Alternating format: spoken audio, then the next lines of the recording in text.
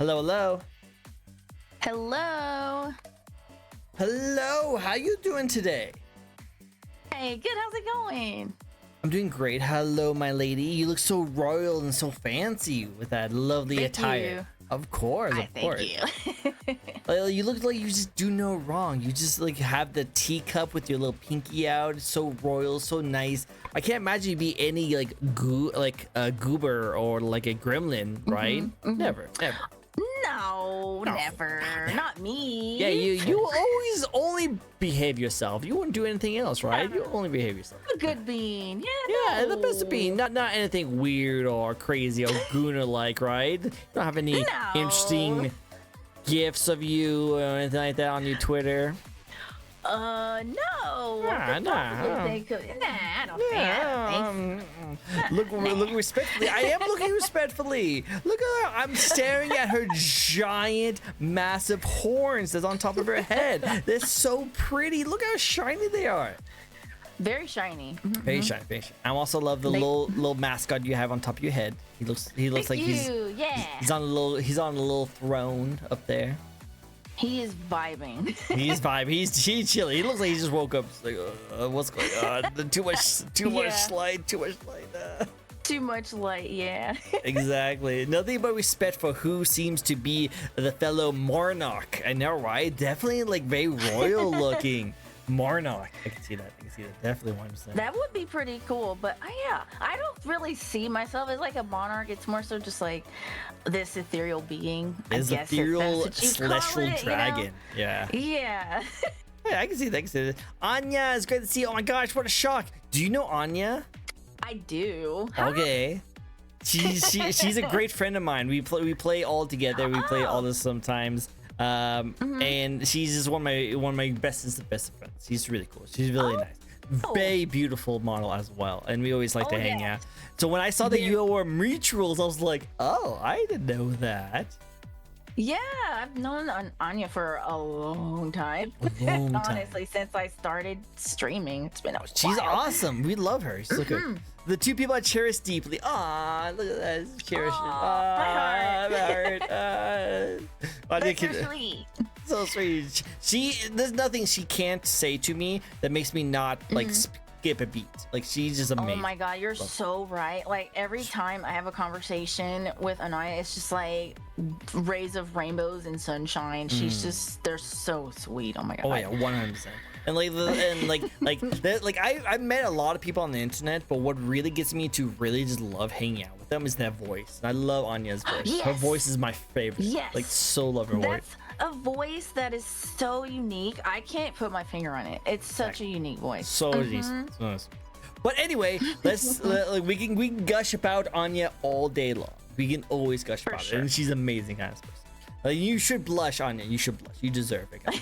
But even though we had her spotlight already, it's now your turn to get the spotlight. So let's talk about you and your amazingness.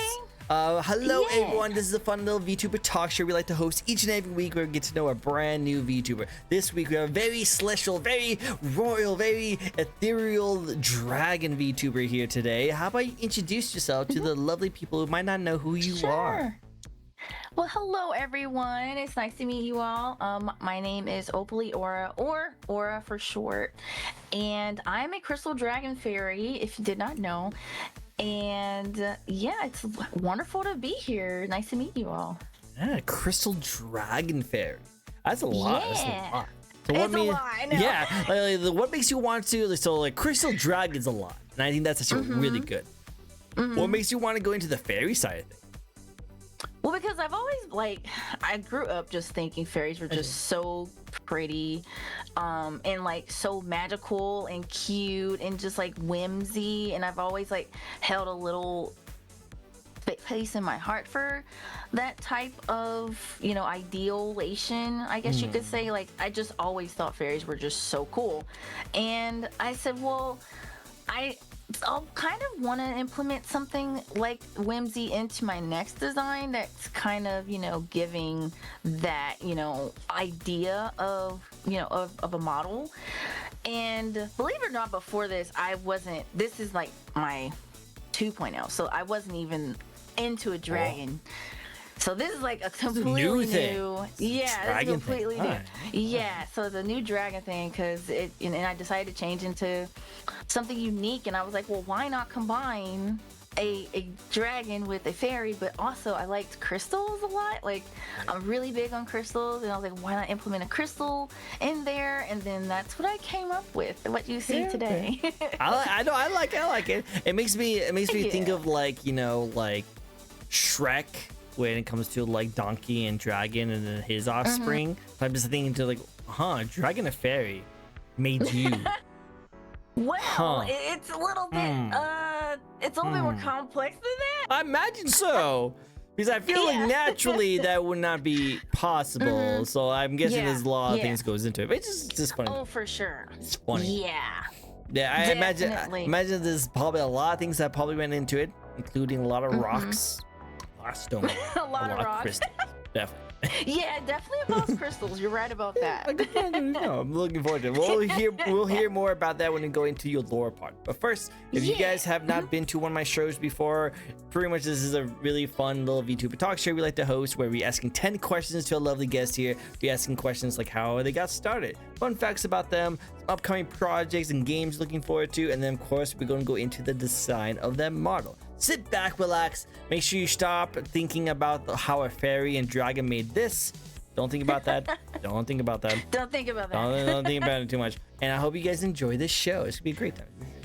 Now, another thing we actually have going that lovely James, or actually redeemed right here, is that we don't have many redeems. We don't have many redeems because I like to focus on you and your awesomeness. But one redeem we do have that is very popular in my streams is the spin the wheel redeem, where we actually have a spin the wheel redeem where people can chat can actually hit and a random picture. This really cool spin the wheel pops up and we spin it and you get to answer a random question. It's pretty fun. It's pretty good. Yeah. Are you ready for the first question? It's gonna be a chat question. Absolutely. Awesome. Well, it looks like James and then Anya would like to ask you a question too, so we'll get 2 questions for you. And don't worry about the guy in the middle. He's totally okay. He's okay. Okay. Yeah, he's you fine. sure? Yeah. Okay. He looks fine. Yeah, nothing. Okay, I'm a little worried about him. Yeah, you don't worry about it. He's chill. He's chill. Okay, do you know Pokemon? Oh my god, yes. I love Pokemon. Imagine so. I love Pokemon too. Pokemon's amazing. Who's your favorite Pokemon? He's just a little dizzy. I'm not gonna lie. I'm a part of like the OG generation, and like when I say that, I love Jigglypuff. Jigglypuff is like been my favorite Pokemon since forever, since I saw the show, the anime, and I was like, yeah, that's my Pokemon right there. And it was just mainly because, for one, I always thought like when it got upset, it would draw on people's faces, and I always thought like those were those little gremlin tendencies that I thought was silly, and I was like, that's so cute. You don't see stuff like that. These other Pokemon don't do that. Why does Jigglypuff do that? And you're getting, and it's because they fall asleep to the song and they can't help that they're asleep, and it gets upset because you're like, you're sleeping on my song. Wake up, and you wake up with come on, drawing your face. And I can say I was guilty of that as a child. I did have some times where I drew on my siblings' faces. It was What? Jigglypuff was a bad influence to you. You just drawing people's faces. Probably, yeah. Honestly. And then I will say that I don't know if you've played is it Scarlet and Violet? They had this version of Jigglypuff called Screamtail, and I was like, oh my god, that's my favorite. Ooh, yeah. That one's my absolute favorite. Like if I were to pick an upgraded version, it would be that one. And I was like, yeah, this is my forever favorite. And it was even better for me when I found out they were fairy type. I was like, yeah, it's meant to be. It's meant to be. Meant to be. It has to be a fairy type. It's perfect. It's one. No, exactly. I love it. Okay. I like it. No, I imagine whenever you get mad at someone, you like puff up just as well.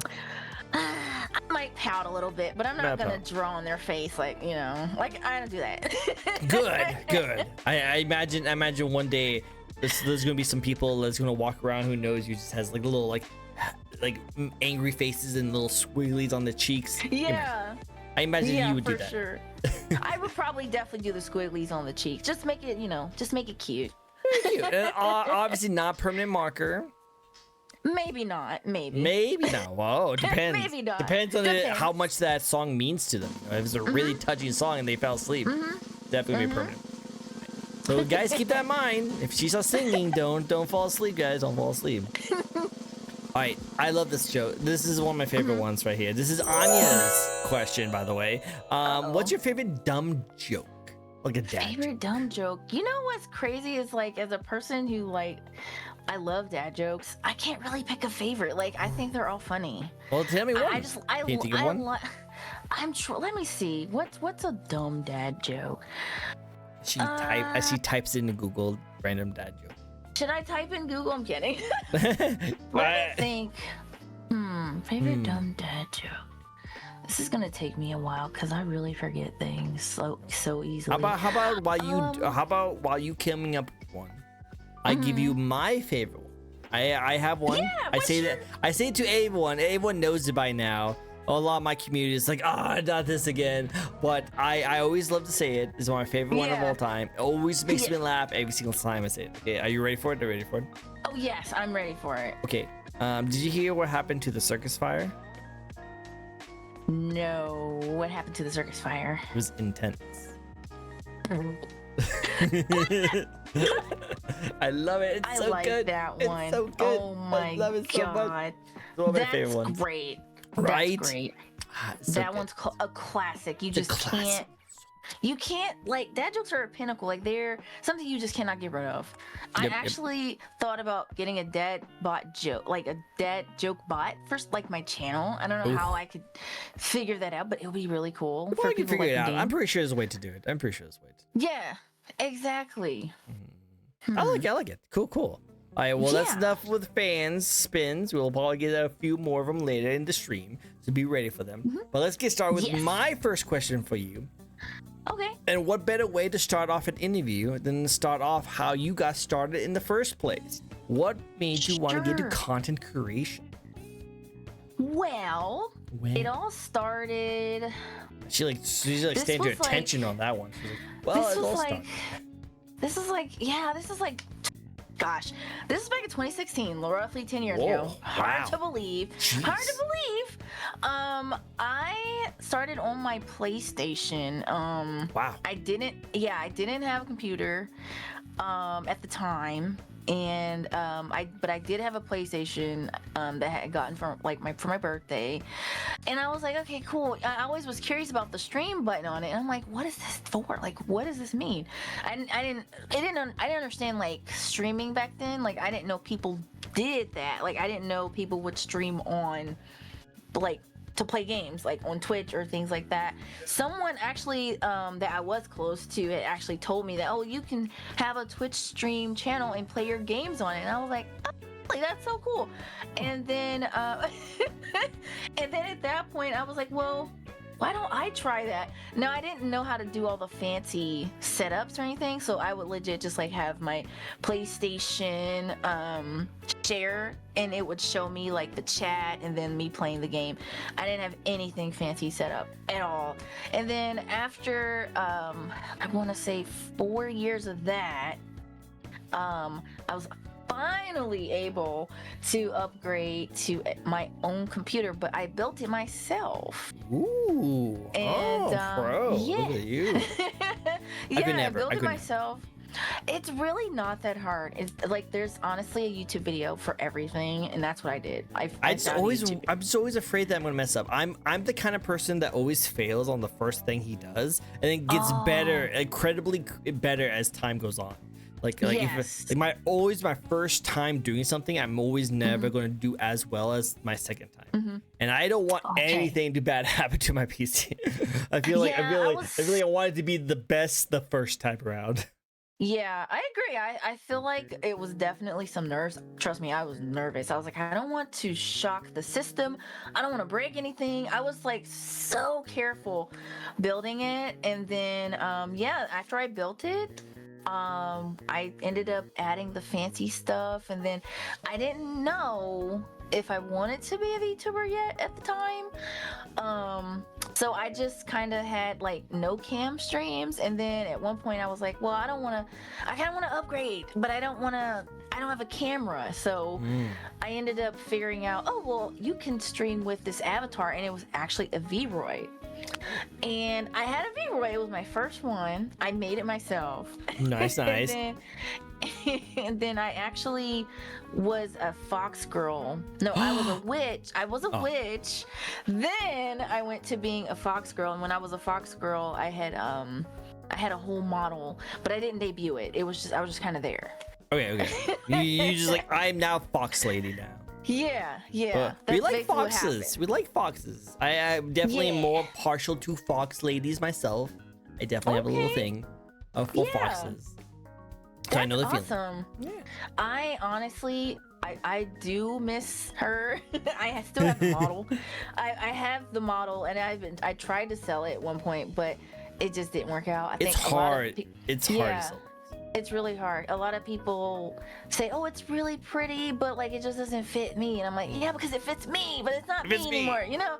Yeah. so I was like, "Well, I'll just keep her in the vault. Maybe eventually I'll do an upgrade or something. I have no idea." But she's in the realm somewhere. She's just doing her own thing right now. She's doing her own thing. She's being a mysterious foxes in some kind of realm. Yes, she is.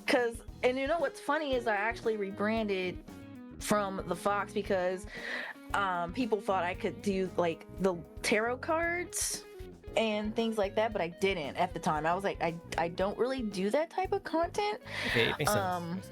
And I felt bad about it. Yeah. I'm like, these people are asking me if I do tarot cards or tarot readings. I'm like, I don't. And I was like, you know what? I kind of want to change into something else. And that's when it happened. Happened. That makes sense. Actually makes a lot of sense. Yeah, see, that makes sense. You like tarot cards would be kind of cool to do that, and I'm interviewed a lot of people who have been doing tarot card readings, stuff like that. But I will definitely say that like you shouldn't be someone you don't want to be.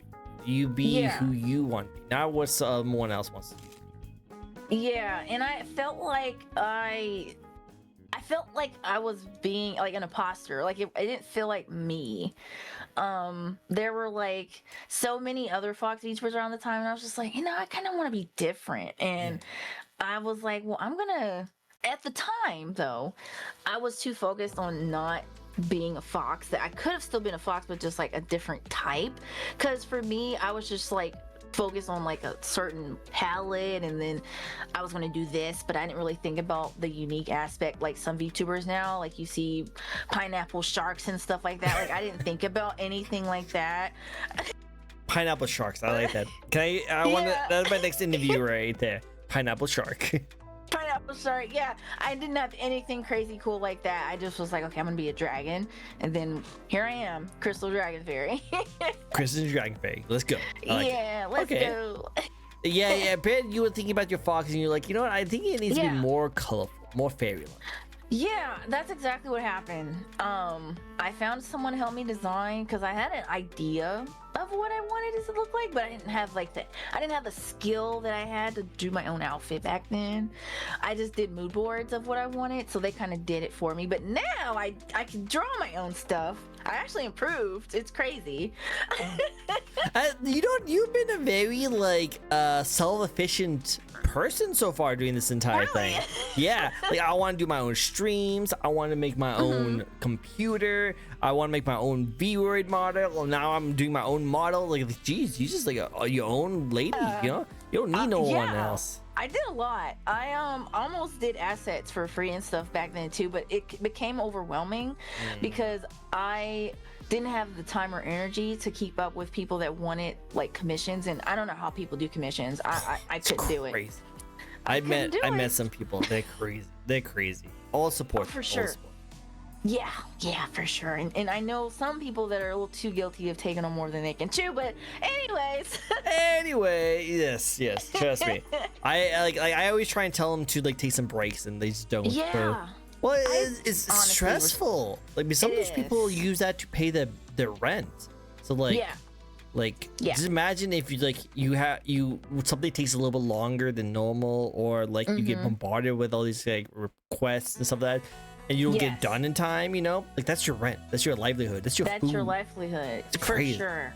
And I completely understand why people charge what they do. I 100% respect an artist and what they charge, because that's their craft. That's how they make their money. That's what they're living off of.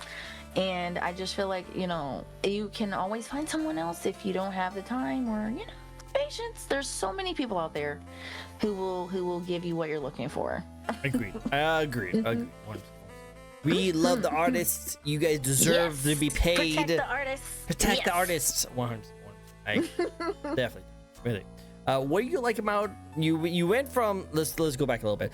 So you started off on the PlayStation. You just loved streaming and playing games in front of people. And after a while, you want to show something out. You want to put some of your personality, some creativity out on there. So when you were able to make your PC, you decided to make a Vroid to kind of represent yourself as like a fox. But you're like, you know what? I like this character. It's cool, but it doesn't feel me. It doesn't feel like something I want. So then you got this lovely model right here that looks stunning, amazing, beautiful. What do you like the most about being a VTuber now? I will say, oh my gosh, I have a lot to say on this. Go for it. Okay. This is your time to shine. Like, this is what I want to hear. Yapper. Go for it. I would love the yappers. Yeah.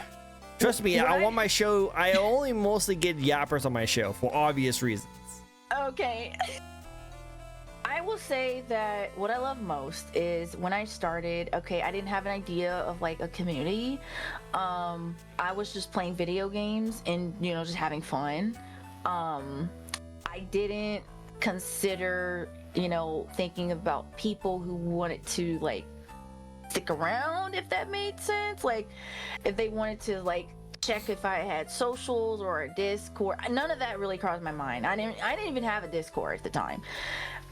So when I actually built that community to like what it is now, I just think back and I still can't believe like I have worked towards this point, and it's a good feeling because of course, I'm not saying I can't always improve. I've always found myself ways where I feel like I need to improve. But it's definitely a point for me where I feel grateful and thankful, and they are all just amazing. Every single person in my community is just amazing. And they all provide like the best type of feedback for me and support. Like if I have questions, I know that they'll be there to answer. Or if I'm doubting myself, there's someone to push me. Hey, stop it. You're doing fine. And, you know, you're doing an amazing job. Keep doing what you're doing. And I know that I have that support. Hold that thought. I have to step away 1 second. Can I be right back? Go for it. Go for it. Go do your thing. Okay, give me 1 sec. All right.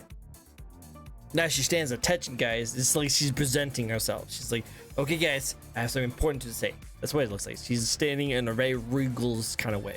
But that's the thing that is really good about like communities, that you guys need to realize that you community, you amazing people, the people that are in your community are going to be your lifeblood of you and your content.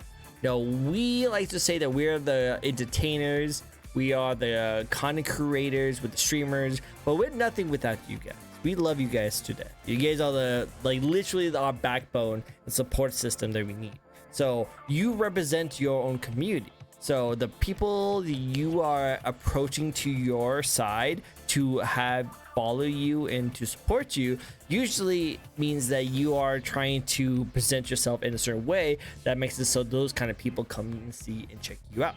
So it's very important to make sure that you stand your like values in those kinds of situations, you know? Like what she was saying is that like, she pretty much cultivate her community to be very supportive, very loving. And that's what you want. You want to have that in your team. I think a lot of people don't realize that there's a lot of times when you are making a community, you need to realize that you need to set rules and boundaries in those communities, because that's where you get those kind of people that you want to support you and love you and they enjoy your content. And it's kind of hard to do that kind of stuff when it comes to like certain kind of aspects, because like say if you have a community you're trying to build up, and some people are like, I won't follow you unless you allow me to do this one thing. and you're like, I really want you to follow me, or I really want you to stay as my follower, so I'm going to let you do these kind of messed up things so you don't leave me kind of situation. Because there's a lot of parasocial relationship in kind of sense. A lot of people like to talk about the parasocial of like communities fall in love with the content creator and having that kind of like parasocial, but there's also a lot of parasocial of the content creators with their communities as well, because they try to change their way of doing things based off of their fans so that they don't like accidentally leave them. But I think you should stick with your morals, stick with your standards, and don't let it falter who you truly are. Yeah. Exactly. I love how you stand to attention too. You're like, I will present. Yeah, when I'm going, my idol was like, ah. Yeah, idol is like, whoa. I was like, oh snap, this is serious. Serious, let me get in. Serious, let's go. All I was talking about is that when you were talking about communities and how supportive you are, I say you pretty much want to cultivate that as you build up a community yourself. And you need to make sure you have standards whenever you do that. Yes. There's a lot of times. Yes. Right? So there's a lot of times when people are starting off building a community, they think they need to please the community like all the time. And they're worried that if they don't allow them to do what they want to do, they're going to leave. And you need to realize that you need to still have your own standards and you respect yourself, because if you just let them walk all over you, they're not going to be really supportive to you. They're not going to really 100%. So you need to make sure you're able to do that kind of stuff. You need to make sure you are taking care of yourself. Because if you take care of yourself, hold standards and policies and boundaries, the people who do follow you will follow you because they like you, because they enjoy your content and they want to support you. That's why. Exactly. And I will pick up on that part because I see so many people, like, I've seen so many people over the past few years that have just completely like, I'm burnt out, I can't do this anymore. They quit, they graduate, and it's so sad because like that was probably someone I love watching that just got tired, and it sucked because some people just don't know when to take breaks. Some of them don't know how to set those boundaries, as you said, and it becomes increasingly difficult to establish that when you feel like you can't tell your community no. And I always feel like it's important to check on your friends, see how they're doing, maybe help, ask if you can help them with something they're struggling with. Like, I'm always a person that likes to help people, like, if I can.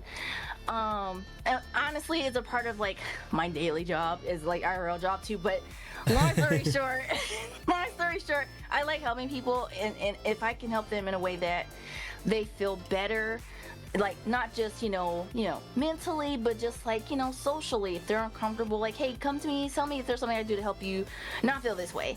I've actually had people who've, like, joined my Discord, and they would say, oh, I'm not comfortable talking just yet, which I totally understand. So I say, hey, well, you don't have to talk, you can just type. Read it. I'm a person that opens up those options. Like, I'm not going to tell you can't do this one thing when you're expressing difficulty with something. I'm going to tell you, hey, here's what I can do to help you. And, you can accept it or not. It's fine.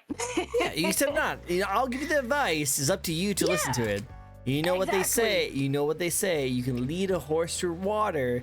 Can't force it to drink. Can't make a drink. Exactly. I hear that every day. Well, then you're used to just like, I will give you the tools. I'll give you the advice. I'll help you out in these kind of scenarios. But it's up to you to choose if you want to listen to it. Yes, that is me 100%. I get so many people that ask me for advice like on a regular basis. I'm like, I'd like to think first. I don't just blurt things out. So I'm like, how would I do this thing if I'm struggling with this? So I kind of give them an idea, and they say, okay, I'll try that. And then, hey, what do you know? It works. Oh, they work. They work. It works for them. And then for the most part. And then when they're like, you know what? I'm not going to try it. I'm going to try something else. And then it doesn't work. That's usually. Well, at that point, I'm saying, well, I tried. Now, Right. If it doesn't work, then I don't know what to say. Okay. No, you did your best. I did what I could do on my end. Exactly. Well, let's get back to liking being a VTuber, because I think you had to step away for a second to. Okay. Yes. So let's get back into that. Yeah, I can go right back to it. So, Yeah, I was just talking about establishing that community has helped me, because I will not lie to you, I had moments where I said I'm kind of done too. It's a lot of brainworms, and a lot of people will say that they have imposter syndrome, where they feel like they're trying to be more than they can. And I don't like to think of myself as having imposter syndrome. I like to think of having my community give me ideas. I can bounce off those ideas, and I can improve myself and the channel with those ideas. Provided that I have the means to, because things are expensive. Yes, that's true. They are very expensive. So if I can improve myself and my content with like the help of my community, then I feel like, honestly, I'm already doing what I can as a content creator.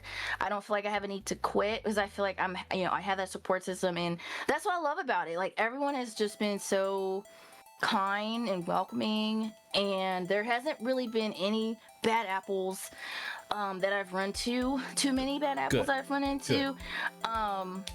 I've heard a lot about really bad experiences, but I just like to think I'm a person that likes to move forward, and I like to be optimistic, and I just try to focus on the good. Good. So. That's a nice way to think about it. I like the positivity. Keep up the good work. Thank you. Of course. Like I mentioned before, is just like you attract the kind of community you want to replicate.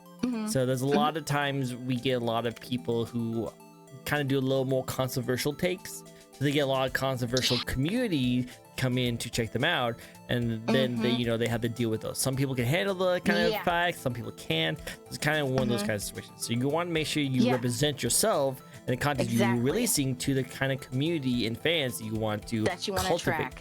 I definitely agree. So the positivity. I agree. The positivity is so important, because I honestly, I don't like bringing up Twitter, but Twitter's a perfect example of how bad, like, some people can become popular over just tweets that they are very controversial, and it's kind of really bad in a bad way.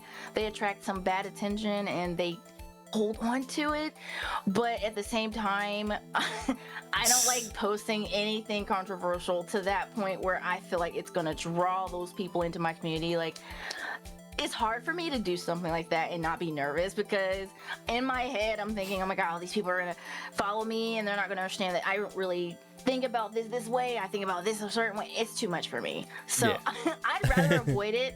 I'd rather avoid it and just be a positive person and just post what I'm doing for, my content, or what I'm doing with my channel, or things that I'm happy about with my growth as a VTuber, rather than focusing on the controversy of social media, which again can be bad, but you just have to know how to filter it out, Agree.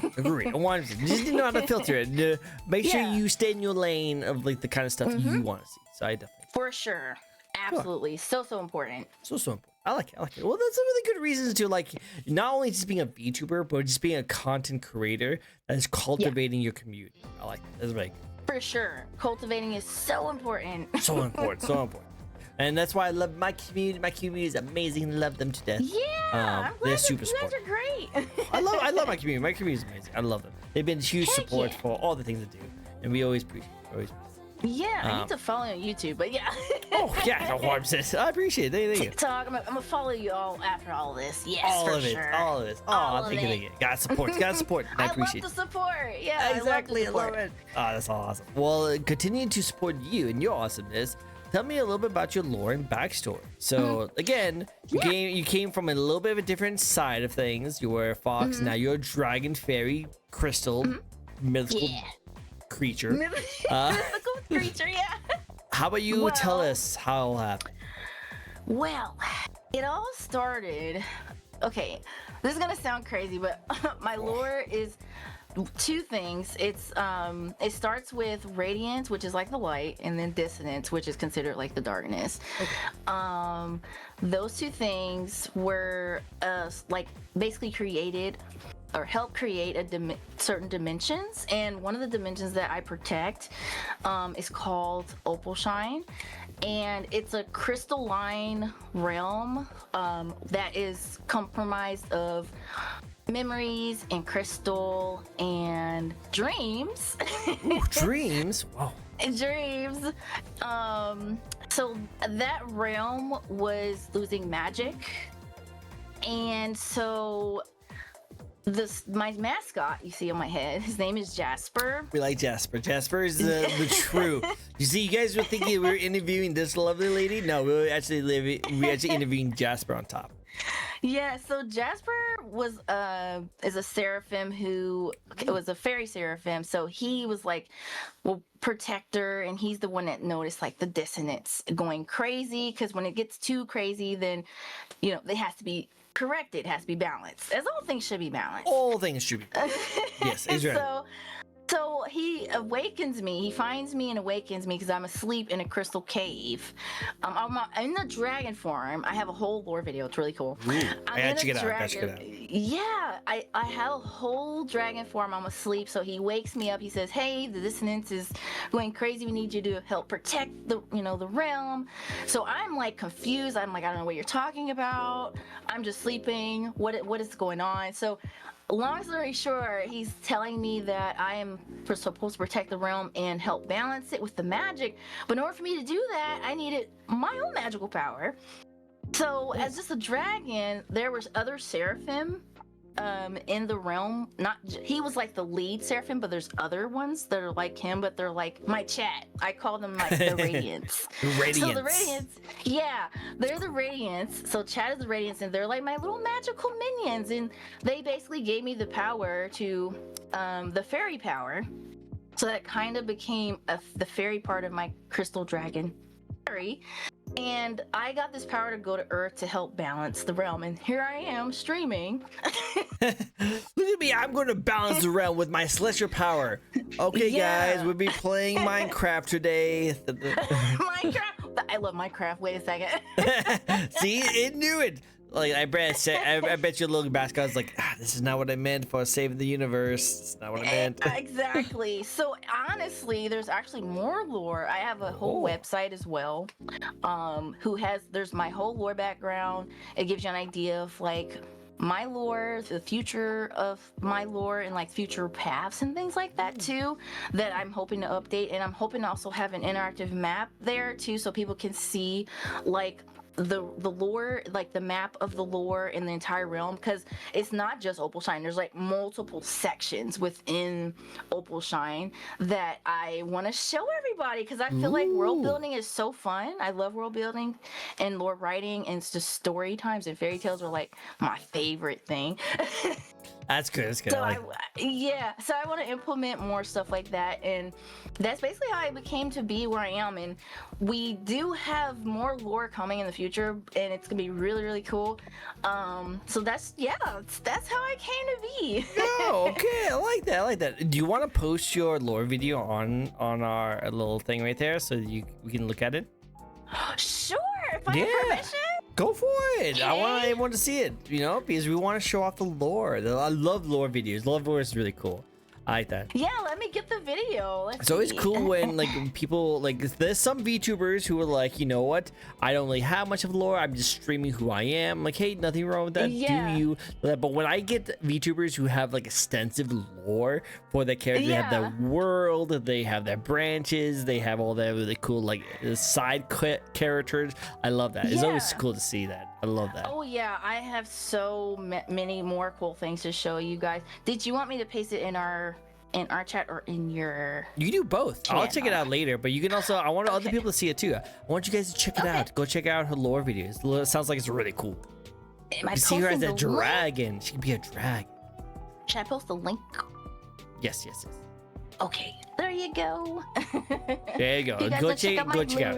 Go check out her lore. Get her lore. My lure. Love it. Cool, awesome. I like that. That's so cool. I like these kind of extensive kind of like lore, because it means that not only you are very invested with your character, but you also have like so much detail that goes into it. You just have fun doing a storytelling. I love that. Storytelling is always fun. That's me. For sure. And I'm a person, I love to be that extra person, and just I add to it. If I can add more to it and it makes sense, I'm doing a good job. Exactly. You're doing a great job. We love it. Well, let's go back into you as a VTuber. Let's go back into that one. What do you bring to the VTube community to help you stand out? Like you mentioned before, there's a lot of dragon VTubers out there. How about what do you do to help you stand out from all the rest of the dragon VTubers? Well,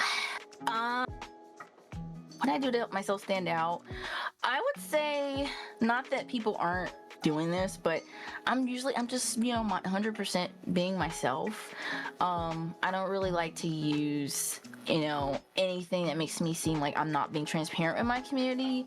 I'm always, you know, giving them 100%. We're working on YouTube. I started doing ASMR. So we're slowly, surely trying to stand out more. I'm also a part of like a few different communities that are I'm a part of, that I'm also helping to try to get more, you know, networking experience under my belt there. That's good. That's good. And I think in general, I think my design helps me stand out because I don't really see many people with my type of design. I mean, of course, it's not the, you know, super complex, but I get told all the time that, oh, your model's so unique, it's so cool, and, you know, and I get a good feeling. I love that. I love hearing that, and I honestly feel like it's really that's cool. Something. Thank you. My model mama did phenomenal, but I always feel like that they put a lot of work into this model for me to help me stand out. That definitely is one thing. The second thing, I would definitely say my personality, because I have moments where I could be like, oh, funny, silly, ha he, and then, you know, I could be just blunt, like, okay. Ugh, it's blunt. Yep.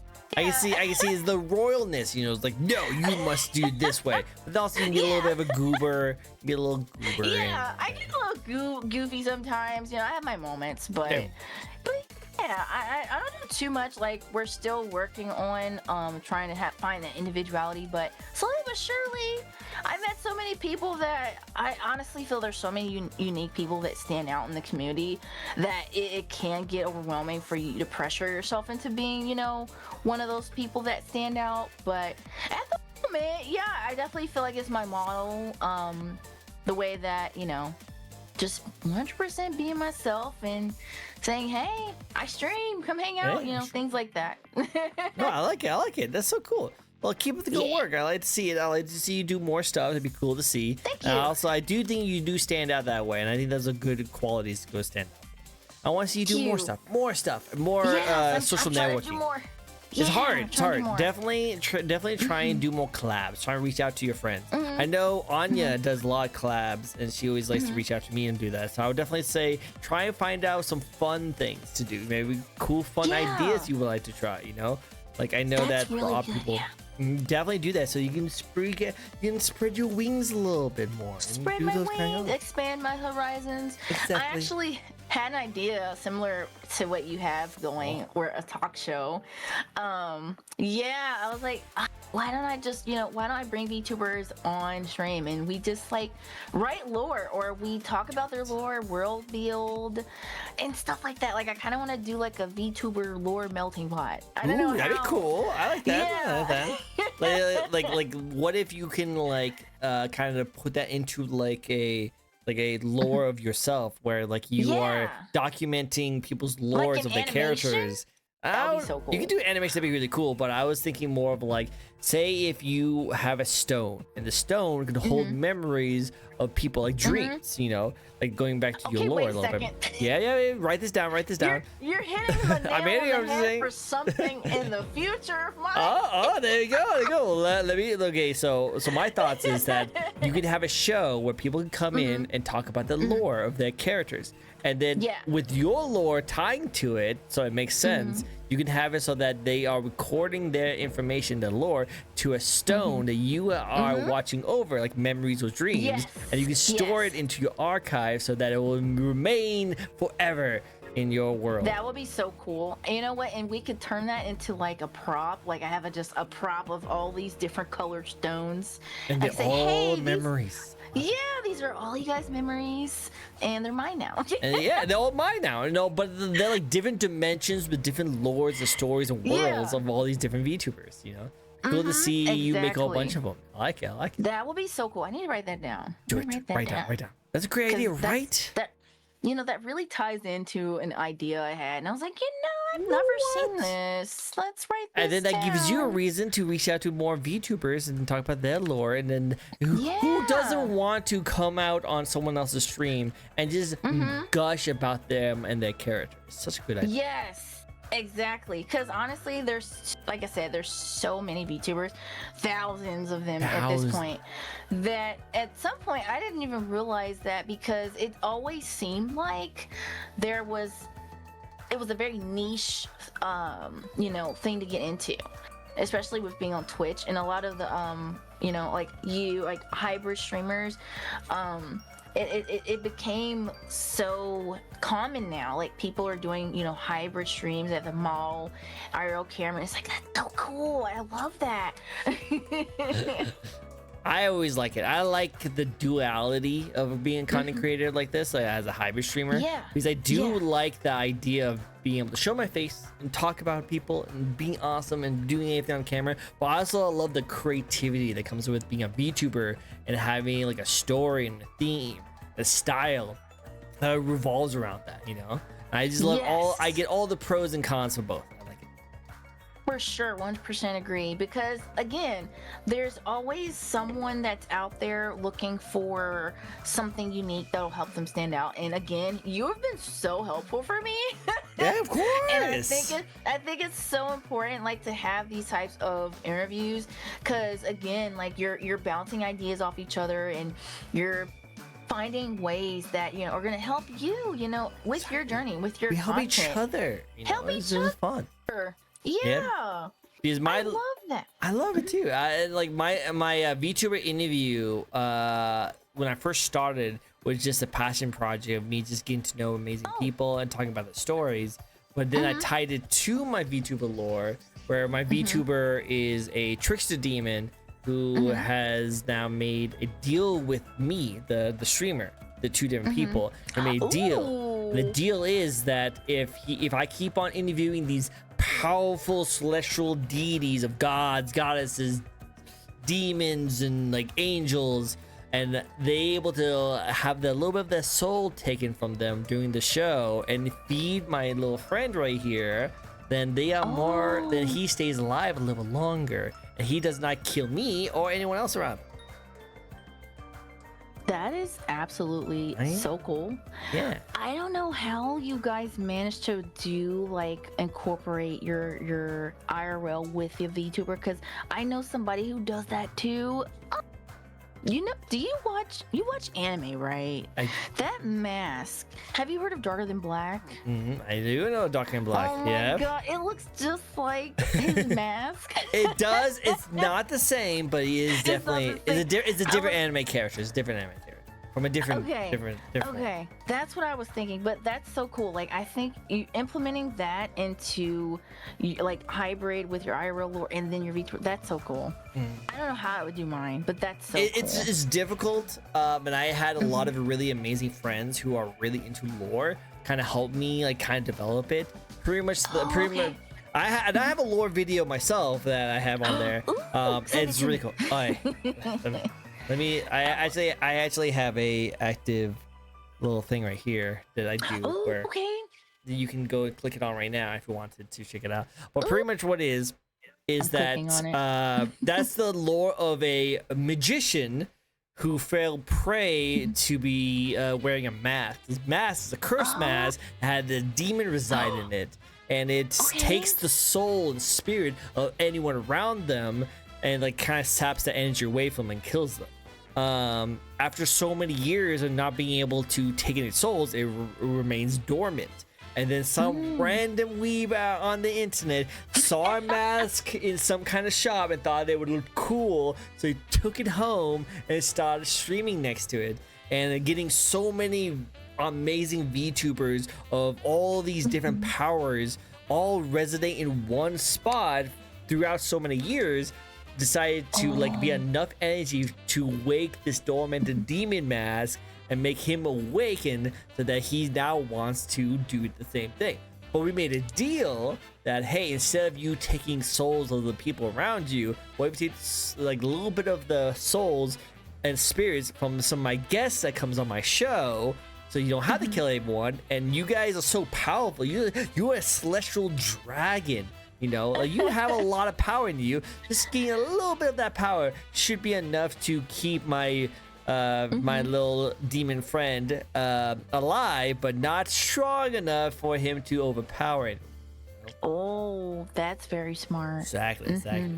So Very so we made this deal that like I'll continue to do these VTuber interviews so that I can keep him slated. But then of course he's a magician.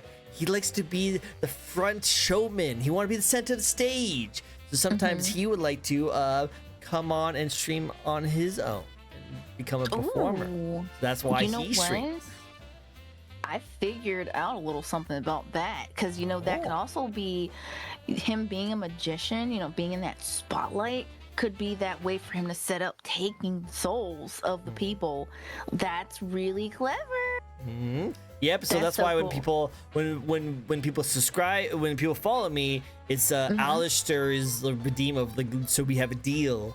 So everyone who follows me is one of those people who make a deal. But then when they subscribe to me, it's a more of a even deeper deal, and it's a persona like I am thou, thou aren't I. Like thing. It was so cool. I love Persona too. So whenever someone subscribes to me, it does that as a redeem because it's a more deeper deal.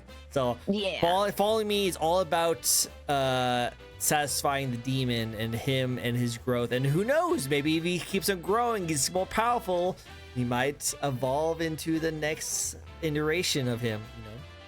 Ooh, I'm looking forward to that. And the best thing about him and the best thing about lore on VTubers is I love continuations. I'm not a fan of like VTubers. Like there's two things about VTubers that if they do this, I get a little irritated. Now again, it's your lore. Do whatever you want. If you like it, there's no one should tell you anything wrong with it. But I always think it's kind of weird whenever I hear a VTuber either like end the lore like right off the bat. Because like say like they did this, got this done, and now they're done, and their lord's over, and now they're streamer. I'm like, well, that's kind of lame because like you want to continue your lore with your community so that they can create it and like create it with you and have fun with it. Kind of stuff. And also, I don't like VTubers lores when they are just like, I'm this descendant of this god and more powerful, and I am resigning to hell. But I'm also going to stream like Genshin Impact and Fortnite every now and then. It's like, okay, I don't really see where like your lore came in and twisted to your like streaming, but okay, that's fine. You do you. Yeah, there's so many demon kings out there. But then they stream something as innocent as like Animal Crossing. It's like, why is the demon lord streaming Animal Crossing? But it's just like I like VTuber lores that one continue that they don't end, and two I like VTuber lores that do tie into why they're a content creator. Yes. Like I'm streaming because I want to get followers because the mass is trying to get his energy and power back from losing it for so many years. Yeah. Exactly. I agree with you there. I think I think there's a point where, okay, you definitely should, try to include your streaming with your lore or, make it seem like it's more authentic. So it's like, yeah, I'm not going to play Animal Crossing as a demon king. I'm going to play something. I'm going to play like fighting like Dark games Souls or something like that, you know? Dark Souls, something that like screams fantasy, like, me taking or playing, what was it? Devil May Cry or something. I don't know. Yeah. That makes sense. That does make sense. But it's just like you can play whatever you want, but like your streaming content should be something that like be a reason behind it. If you're like a demon, like I had this VTuber that was on here that was like he was this lord from a very long time ago, but then he lost his power and now he's trying to get his follower number back so that he can reclaim his throne back at like the hell or something like that. Like, you see, that makes sense. You're trying to get your followers, so you're trying to stream, so you're trying to make content for them so enough people follow you, and then when you get enough people, then you can go take back. That not only makes continuation because now there's an end goal, that your fans can like watch with you. And now it's a huge event. What if you get your fans over there? And now we can go and take over the land that you worked so hard, you know? Yeah, for sure. I agree. And now we know why you're streaming, because you're streaming because you're trying to get more followers, you know? So I like that. Again, I love do what you want. I like it too. But like, you can do whatever you want. You can be whoever you want. I never never feel like you have to do it a certain way. You can do it however you want. Yeah. But I will say this though. If you put more thought into your lore, it could be really interesting. And people can really like it. I agree. I think when it comes down to lore, like I said earlier, I'm always that extra person. I always overthink. I'm always a little over extra. But like I wanted my lore to be a part of like, you know, something I made. I didn't like pay anybody to do it. I made this myself. I wanted it to be completely authentic to my VTuber so that I could continue it and build from there. Again, I think world building is so important and not enough people do it. I'll just say that now. Not enough people do it because it honestly could be so much fun and it could bring so much life to the channels, to your streams. Like honestly, I think more people should world build. I do. It's just fun. Yeah. It's just kind of cool. Yeah. You know, if you're making a character, might as well go out and have fun with it. You know? For sure. Like if I'm paying a lot of money for this model, why not? Why not? Have fun with it. It's just fun to come up with ideas for you and a theme. You know, I interviewed this this demon who was a mobster, and he was like a mobster demon, and he was really cool. He has a really cool design. He's a mobster demon who's about to get married.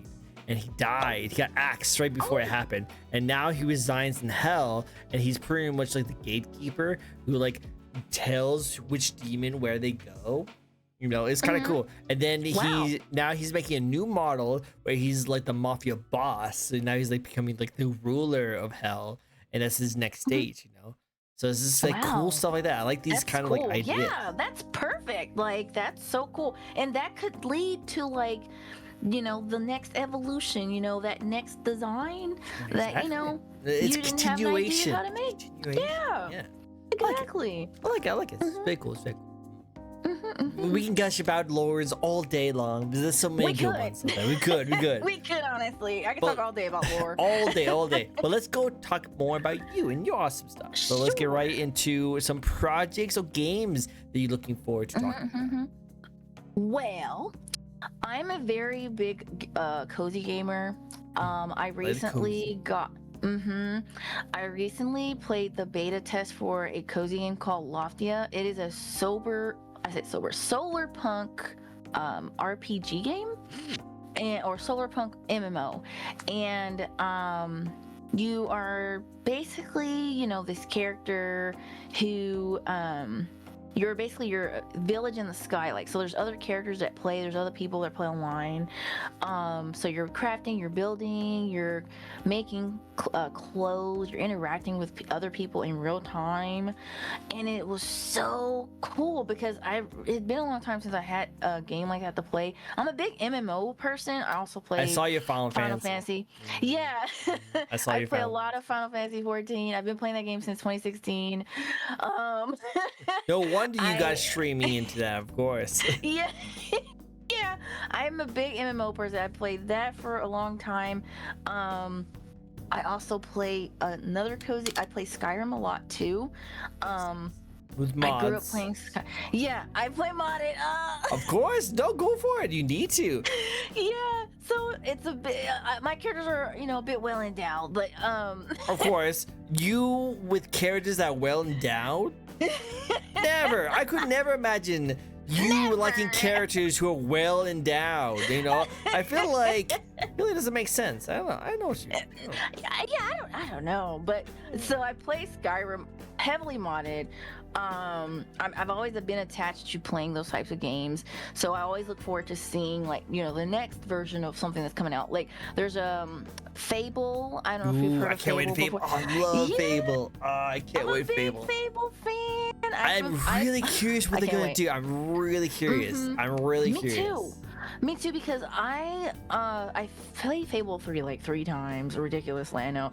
I was looking forward to a continuation of that, but I know it's probably gonna be something different.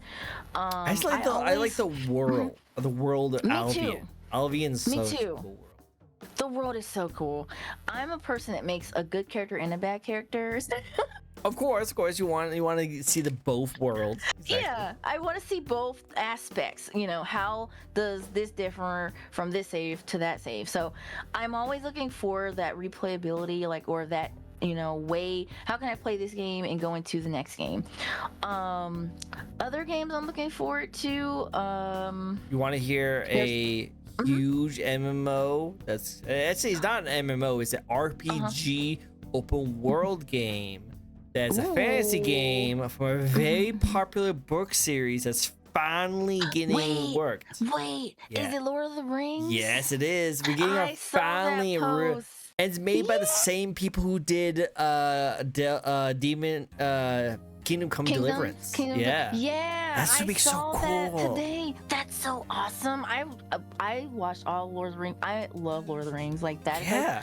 Like, if it's not Harry Potter, it's Lord of the Rings. I love Lord of the Rings. That I'm so excited for that one too.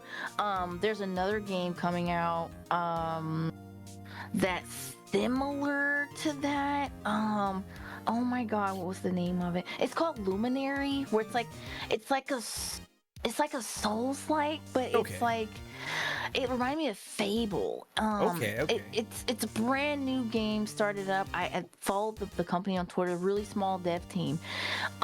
Looking forward to that. I love Souls-like games. I suck at Dark Souls though. I never finished it, or never attempted to finish it, because for one, when I bought Dark Souls 2 or 3, I think, I was so confused, because I'm like, how do I know where I'm going? What do I do? I had no guidance. I was used to guidance, you know? No guidance. Dark Souls had no guidance. I was so I was like, okay, you know what? I'm not gonna play this, and then I end up getting Elden Ring. Love Elden Ring. I beat that, and I was like, I love this game. I got Night Rain. Love Night Rain. Haven't played in a while though. I love games like that. I play Warframe a lot too. Working on leveling up in that, and I play a lot of, like, you know, MMO heavy, cozy fantasy RPG based games. So I'm looking forward to those projects. I'm looking forward to. Let's see. I don't really have anything super big. I post ASMR every 1 to 2 weeks on my YouTube channel. Well, how's your ASMR? Like, is it one of those like? No, I don't eat or anything. Like, because there's a lot of people that do like certain like sounds or like tools of that, but then also there's the ASMRs who make stories, like talk about. Yeah, so I do make they're like stories. So I basically just take the role of like a character, and I role play as that character, so that, you know, the person can listen and, you know, get an idea of, you know, the sounds and things like that. I haven't done anything like eating or ear licking or anything like that. Well, yeah, there's a community for that though. Just like, no, they make a lot of money. There's a lot of money. I heard.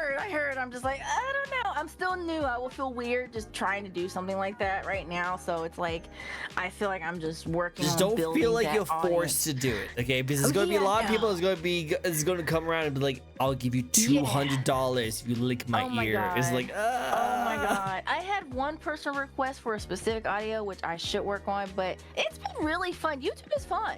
Yeah. I've had a good experience so far, and I want to build from that. So I think any projects that I build from that I'll be willing to celebrate, like milestones and whatnot.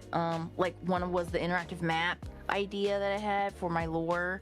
That's one of them. That's tied with Twitch and YouTube. Other than that, I do have a project I want to mention. I almost forgot. Towards the end of the year, and not many people know, but I am actually working on a webtoon. A webtoon, that's so cool. Yeah, okay. Yeah. I'm working on a webtoon. It's going to be kind of food based, but it's going to be fantasy at the same time, and it's really cool. And I found an artist that we're going to work on it with together, so it's still in the works, roughly in the works. This person is like super busy, but that's something I'm really looking forward to because I read webtoons like every day, every night. I read webtoons. So You know what? I hear you. I hear you. Webtoons are pretty cool. yeah. And I'm like, why not make my own or find someone to help me, make this come to life? So I set out on a mission to find someone who does really good art. I would do it myself, but the way that I envisioned it, my art style is nowhere near the quality that I would like to be right now. I feel it. I feel it. I don't know how artists can be so incredibly great. I just don't know. I don't know either. And I always ask people, I think one thing I struggle on as a person who's been drawing their whole life, well, majority of my life, is I can do sketches, I can do line art, great. But when it comes to the rendering aspect of art, I cannot grasp it. It's hard. Well. It's hard. I would recommend joining in on other VTuber streams who are drawing, especially a VTuber who's good, who has really good style that you like. I definitely recommend checking them out and then maybe asking them like tips and tricks. That's a great idea. And I've seen them do the whole grayscale method. I've tried that, but it still didn't turn out how I wanted. At some point, I started thinking, is it me? Is it just me? Or my hands not able to do this thing? Don't ever think that. Don't ever think that. Everything in life is a skill that you can develop with time and repetition. Like, don't ever think that you can't do something or you're not talented enough or you just physically can't do something. You can do it. Anyone can do anything as long as they are persistent and stubborn and they keep doing it. Yeah, you're right. Oh, I appreciate you. That's so encouraging. Because I know so many people. Like I literally am that person that will encourage people to do things that are outside their norm or keep doing it. But when it comes to myself, I'm so hard on myself. Trust me, I'm the same way. I'm very hard on myself. Very hard on myself. But all I know is that I thought to myself, what is one thing I always wanted to do? And I knew if I dedicated myself to do this thing, I will get good at it. I will eventually get good at it. And that's why I did streaming, because I knew that it's something I wanted to do. I want to get good at doing it. I knew if I get started and develop and invest in it, I know I'll be too stubborn to stop, and I'll just keep going until I'm where I wanted to be. And so that's why I'm still here, still doing it. And so far my quality has been going up and up and up and up. Yeah, I'm so proud of your progress. That is amazing. Again, it's so amazing to hear how far you've come. That is phenomenal. I give you a major kudos to keep going forward. Thank you. Same thing with you. I want you to get into your art. I want you to keep working on your art. Make sure it's all good. Yes. I need to work on that for sure. I think when it comes to art, I think for me, I like designing outfits. So I think if that's something I'm going to work on, is definitely just work on that, and then we'll work on everything else at some point. Everything else. Everything else will come later. And Ninja, definitely go give this lovely lady a follow. Definitely go check her out. Ninja's great. We love Ninja. He's a little bit of a yapper. He's a little bit. I like yappers. He's very yapper. We love Ninja. Ninja's very passionate. He's kind of, you know what Chinibio is? Chibio? I don't. Chinibio. Oh, Chinibio. I don't. Cool. I don't. It's pretty much a guy who really likes to role play. He's very role play. Okay. So you'll like him. He's really cool. He's very imaginative. So you'll like I like that. I don't mind yapping about stuff like that, especially if you have OCs. I love talking about OCs. I encourage people to talk about OCs. Bro, you're good. I love that. We love Ninja. We love the yappers. I'm guilty of yapping and not playing games. I'm that person. I will sit with the screen on pause and just talk to chat. It's happened so many times. Go for it. No, go for it. Ninja is also a yapper. He's really cool. He's very creative, and we love hearing about it. I'm just letting you know, He loves role playing, and there's nothing wrong with it. He just loves it. Nothing wrong with that at all. I completely get it. I used to roleplay a long time ago. I don't have much time to do that anymore because, you know, it just IRL things. It the time gets away from me. So I tend to I do my time with what I will at this point. Agreed. 100%. Mm-hmm. I like it. I'm the one who's protecting your hat. Yes, he likes to protect my hat because people like to steal my hat away. But next question. Steal your hat. Thank you. I appreciate people like to steal my hat. I don't know. What's your thoughts on your? Let's get into your thoughts on your design. Let's go back into your design and your awesomeness.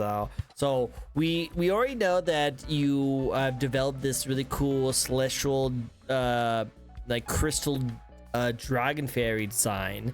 So what's the thoughts that went into like the design of everything? We obviously love this royal kind of like majestic kind of like design you're going for. You seem like this like elder dragon that's been through so much. It's really cool. Yeah. Oh, I did forget we do have a spin. Do you want to do the spin first, or do you want to do the design? Yeah, sure. We can do the spin. Let's do a spin. I did forget about that. Thank you so much for reminding me. I'm so sorry.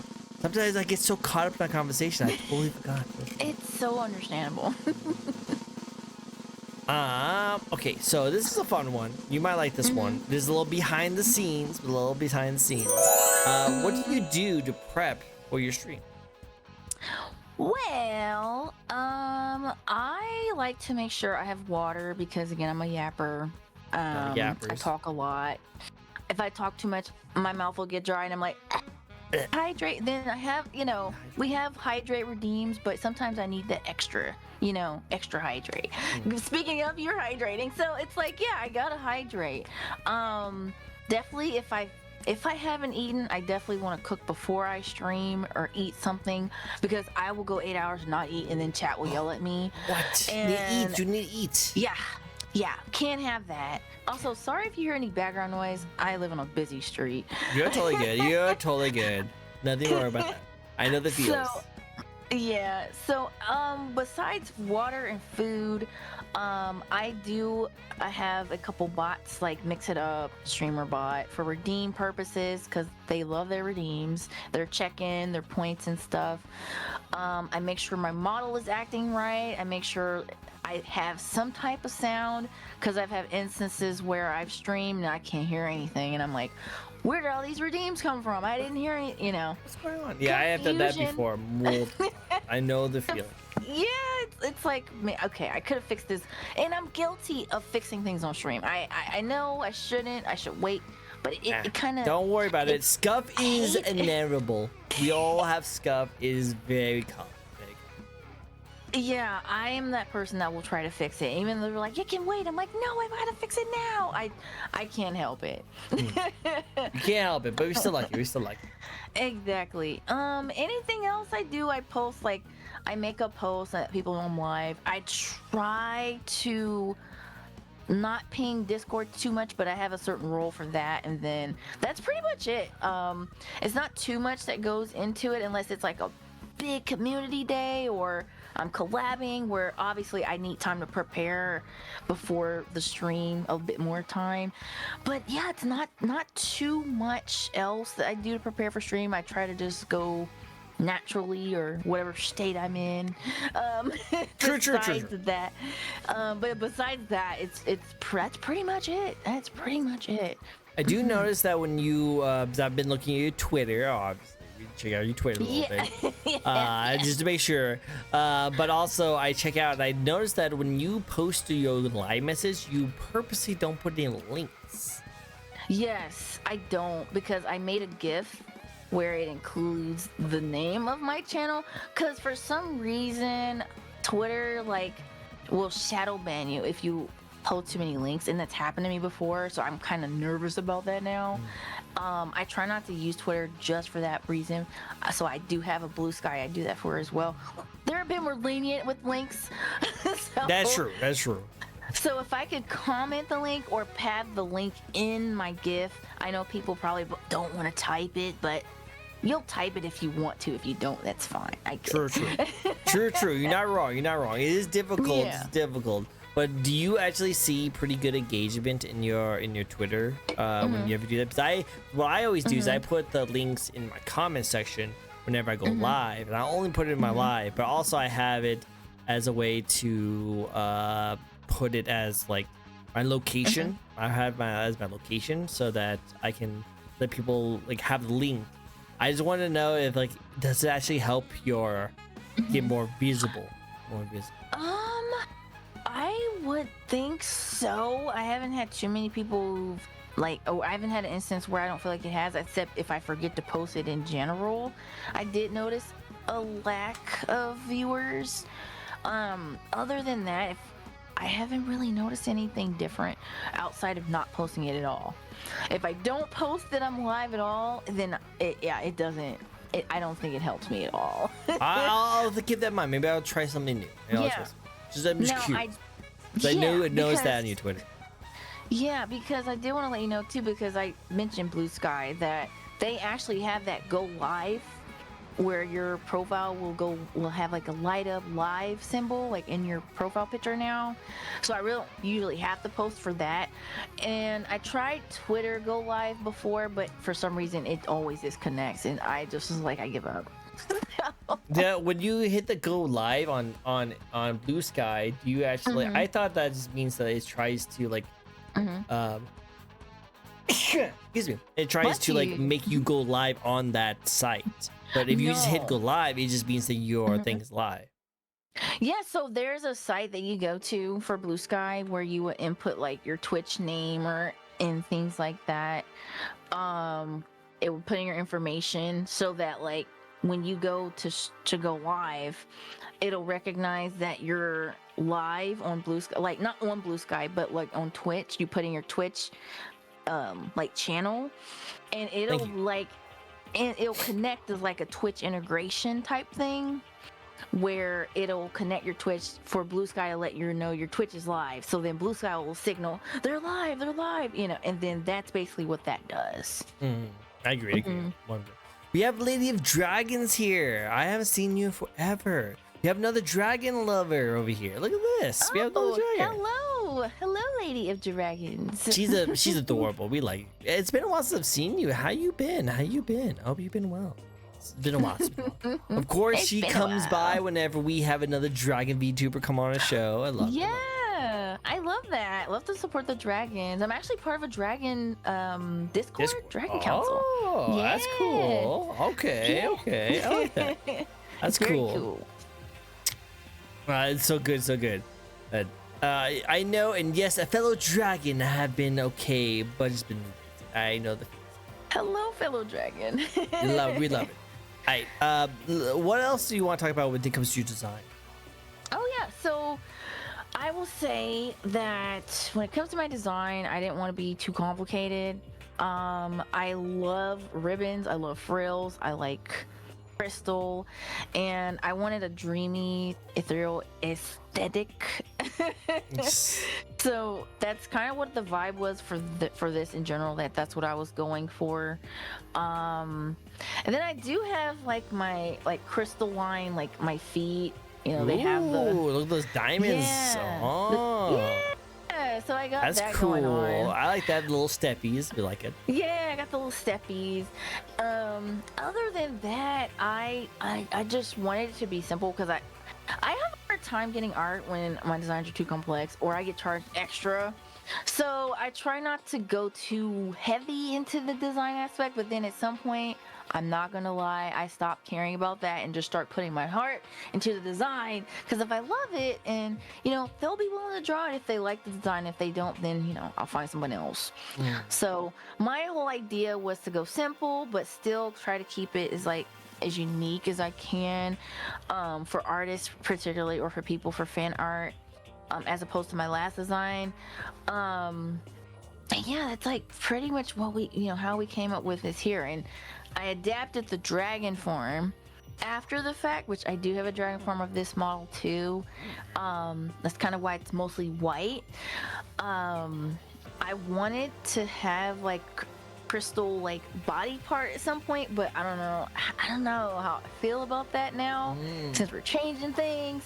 So I just kind of implemented the effect with the leggings that you see here. The leggings is really cool. I like that style. I like that style. Yeah, so that's kind of why I did that. And then of course I had to have it reflects low-key like my horns are crystal, so I just wanted to keep that crystal aspect throughout the design, and to just make sure that it wasn't like people were confusing it for something else. So yeah, it's very pretty, we love it. Thank you, really thank you. My favorite part is probably it's definitely the ribbons and the frill. Yeah, we like the frills. The frills are really cool. Yeah, I love frill. I'm a very I really like really cutesy fashion, like delicate, dainty dresses, and just anything like that. I'm a huge fan of, and so I wanted to implement that delicate, dainty look into this design too, and help bring it out. And bring it out. I love it. I do love my hair. Honestly, the hair. I agree, Anaya. The hair is a lot. It looks like a lot. It's a lot of hair. That's a lot of hair. It's a lot of hair. My model mama told me they struggled. I bet. Did you ask her to make sure it's like that much hair? I kind of did because okay. I was like, if we're going to go fantasy, we're going dragon, we're going fairy, then I want it to be, I want to give volume. I want hair, I want horns, and they delivered. So I had no complaints about that. I love my tail. I love my tail too. As you can see, it continues do like it. To wag. It's very cool, very nice. It's forever moving. It doesn't stop. Never will stop. Never stops. Yep. She is biased on horns. She likes the horns. You're biased on She's very into horns. I love your design. Yes. Your design though is really cool too. I love Anya's design. It's really cool too. It's so rad.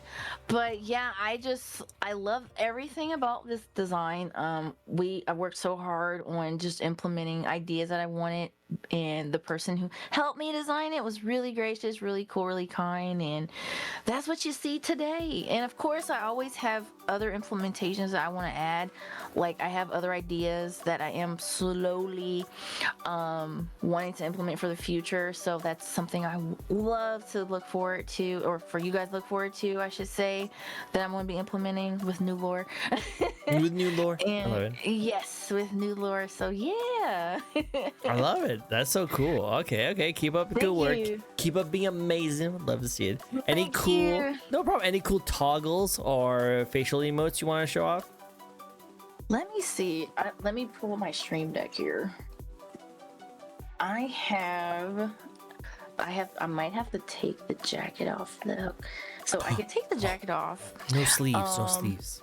No sleeves. I can't change my hair. I can be bald. Chabber deems it's a lot. Bald. I can see that. Yeah, very popular one. I bet. I have a couple short hair. Okay. We got short hair, which probably should have been better for the interview. And then I have twin buns as well. Actually, I prefer the long hair. Okay, cool. And then let's see, what else do I have? Oh, I have this face. Where is it? Where's the face? I love the buns. The buns are cool. I like the buns. I have a JoJo face. Dio. Oh my god! You thought it was Opal, but it's actually me, Dio. It's me, Dio. Exactly. So I'm a huge JoJo fan, and I was like, I need this. You gotta have it. You need to have the pose. You need to have the pose. I need the pose. I do. I got like the star eyes, so like the kind of, kind of like laser beam, It's crazy. Yo, thank you for the follow, Knight. I appreciate you. But that's so cool. Dino Knight. I love the glasses. Is cool. I like the glasses. Yeah, I have quite a few different toggles, and I also have a comfy outfit. Let me see if I can show you that one. I can't say long. Just thought I'd help show support. We love the support. I wish you all have a good stream, but before I leave, what's your favorite dinosaur and why? You can't think of one, or what to have my new favorite. I can recommend one. I hope you all learn about it. That's so cool. I don't really have a favorite dinosaur. I'm not much of a dinosaur person, but I do like I did like the dinosaur that I can't remember what the name is, but it's like it looks like an armadillo, but it has like a ball for a tail. Ooh, Like it's kind of yeah. like a ram, and it has all the spikes on his back. I like that one. I know exactly what you're talking about. I can't remember the name of that one either, but they're really cool. I like that one. It's a Ankylosaurus. I think that's how I pronounce it. I don't know. I'm terrible. Ankylo. Okay, Ankylo. I like it. Very cool. I like the Brachiosaurus. I think the long necks, you know, yeah, they remind me of that Land Before Time movie. Yeah. I love that movie. Good movie. Good. I love it. The Ankylosaurus. So I think I'm pronouncing it right. Right? No, go back to your Cowsy outfit. I want to see Cowsy. Oh, my cozy outfit. Okay. Yeah, I want to talk about it. But I just also want to make sure that they're. Yeah. But I do love your design. I love your little comfy outfit. It looks super comfy, Yeah. super nice, very comfy. nice little with your little like blanket and stuff. That's very cool. Yeah, thank you. I wanted something cozy because I'm always a person, like I said, I play cozy games a lot. So I really wanted to implement something that reflected that. I definitely see it. Something, you know. Yeah, and so I was like, I love pink too. So add a little pink in there, add a little glitter, and I'm all set. I like it. I like it. Big. Thank you so much. Of course. Toink. I like it. Awesome. Anything else? Let me see. What else do I have? Oh, I have a phone. Gee, of course you will have a phone.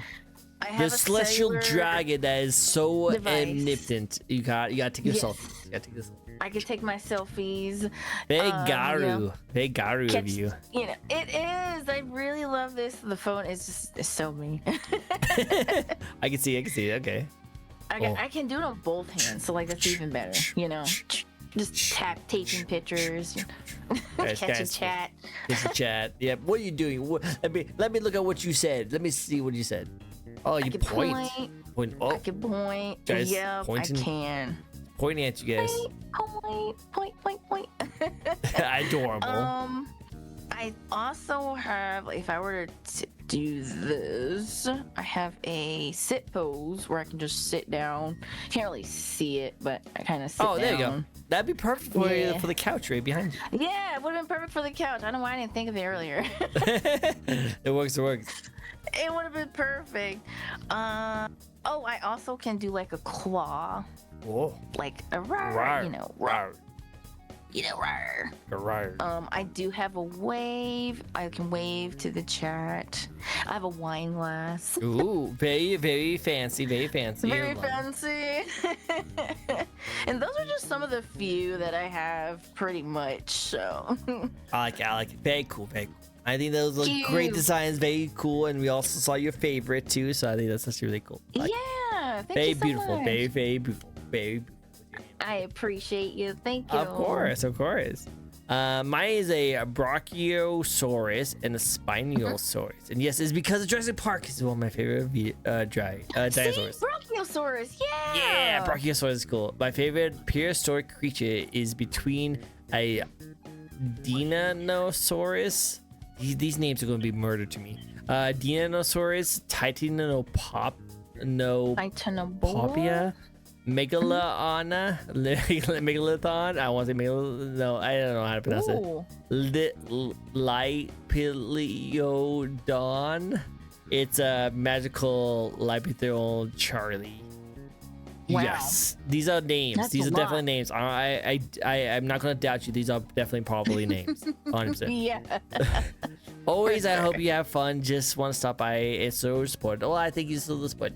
We learned something new today. About dinosaurs. For sure. Love learning every day. Love learning. I love it. Do you want to actually like hi Leo. It's great to see you, Leo Man VT. Oh hey, that's my mod. Hi, Hey Leo. mod, what's up? We love the mods. Okay mod. Can you tell me something that is very common in your community, like an inside joke that no one else knows about? Yeah, because one thing I always love to talk to mods. Mods are there. They are very supportive, so amazing, so awesome. but they also usually the main proprietor of the memes in your communities, and they usually know what is very common in your communities. It usually makes you a little mad. So is there something that is very common? Is that like an inside joke that you guys have? She looks like she's judging you harshly right now. She's like, waiting. Yeah, like, she's gonna point at you very hardly. Waiting.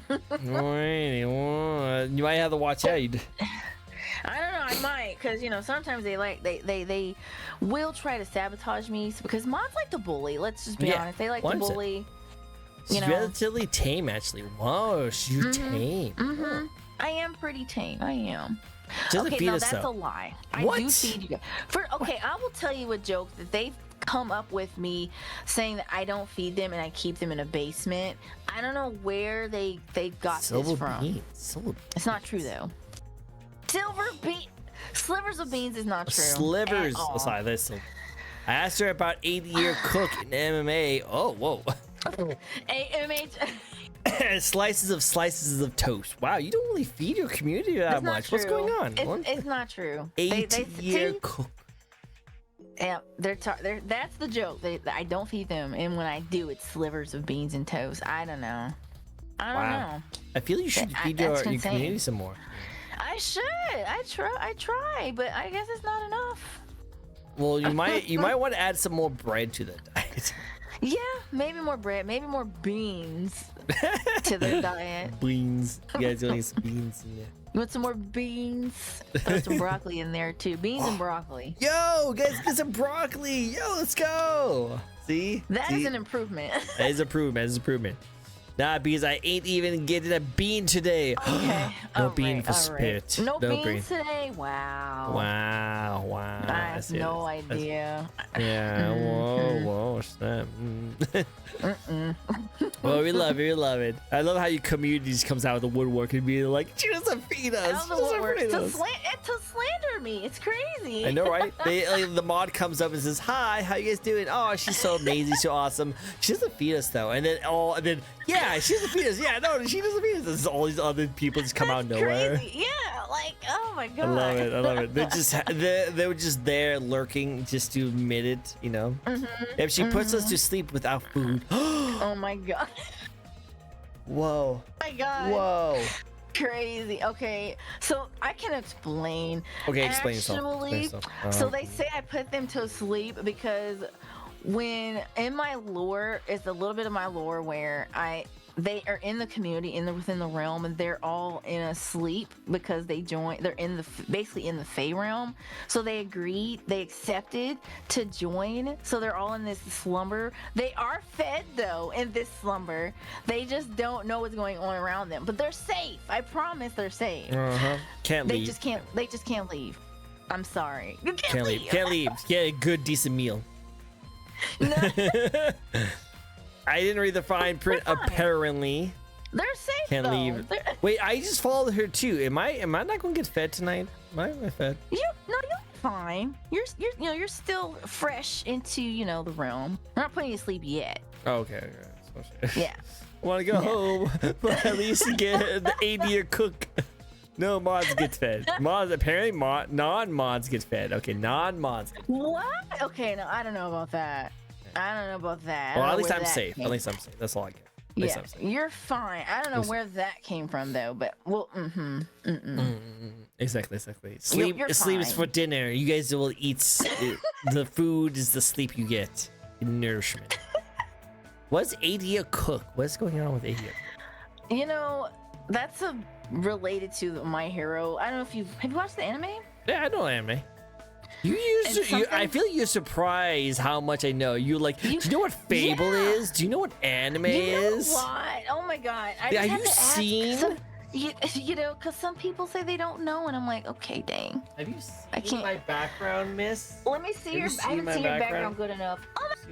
Okay, so particularly, I will explain to you the last episode. Hold on. Oh, okay. Have you seen my background, miss? Yeah, let me see. Oh, you have all the figures. we have all the figures. You have more merch than me. I don't have as much merch as you, but that's amazing. How long does it take you to collect? I've been collecting for all this years. Years. I've been a weeb for a very long time. I've been a weeb. That is so cool. And you know what? Weebs unite, because I need more merch. Definitely. Well, I go to a lot of anime conventions. Yeah, I used to too, and then COVID happened, and then I got kind of. Yeah, it gets a little difficult. Yeah, that got a little crazy. Wait a minute, okay. I never seen a bunny girl behind you. Who's that? You don't know who the bunny girl is? The bunny girl. Oh my god, my cat is snoring. Are you okay? She's really just snoring. I don't really show her very often because I feel really bad. But it's the Senuro. The Supersonico. The Supersonico one. That Supersonico. I know her anywhere. Yeah. I just feel bad because her stockings got cut. No. I feel really bad. During one of my move, her stockings got cut. You guys don't realize this, but this is like legit stockings. Like, this is real fishnet. This is real fishnet. Oh, that's so cool. And this is like legit. Even it has like the little thing on the back, you know. This is legit. This is legit. And there's actually a very funny story with this one. It's very funny. Because normally I don't know like this character very well. This is not a character I normally go for. And I normally don't really get a lot of these kind of characters. If you look at my statue collection, most of them are not going to really be like this, okay? The story was that I was in Anime Expo in California, and it was on the last day, and we were kind of looking around. And if you guys need to know anything about anime conventions, is that on anime conventions on the last day, you guys are more discount. A lot of people, you know, a lot of them are going to be. Let me get you back on. A lot of times, what happens is that usually they have discounts because at the end of the day, they want to try and sell as much as possible. So a lot of people actually like to go around and start to like haggle with the people. You know, they're trying to haggle like I want to get it for this price. Actually, you should get it on this price. And I felt like a complete a-hole, but it was hilarious. But because I was walking by and I heard this one guy arguing with this one guy. It was like, I'm not going to get it unless you get it for $30. And the guy was like, no, $80 is the lowest I can go. And apparently this thing is going for like $200 online. So you're going to $80 is pretty cheap right there. But the guy was like, no, you're going to give it to me for $30. I know you will. And I'll come back. Like, I'll leave right now, but you will give it to me at $30. He walks away, and I was like, hey, how much is that? Right behind him, I was like, how much is that? He's like, $80. Cool, I'll buy it. And the guy turned around. He was like, what? I was like, what? It was it was hilarious because I just walked right behind him and was like, I'll buy it. I'll buy it. Yeah, that's so funny. It was so I don't think that guy lied to me. He never like confronted me because again, he's a weeb. Weeb doesn't like confrontations, so he probably just walked away. But it was hilarious. I just thought it was so funny. Instant respect for real. Exactly. Oh my God. It was just like this guy was trying to rip this person off. It was a $200 figure. You try to give him $30. $30. No, put some more money on that thing. Oh my God. Yeah, I told them that you guys make me bald on purpose. I told them. I did. Trust me. Here's the thing though, I was supposed to have a shiny bald, right? But like, I don't know what happened with that. I think my Brig Papa just didn't do it. But yeah, I'm supposed to be shiny bald. Why do I have to tell them about the 8-year cut? Why? Why? I've never seen a figure of hers like that for under 50 in this state. I agree. I've never seen anyone charge. Those figures go at least $200 plus. What the hell? That's crazy. Cause it's hilarious. Oh my goodness. Right, sorry about that. I had to tell my story to my father who was here about like the whole car situation I was telling you about earlier. Yeah. Telling him about what happened.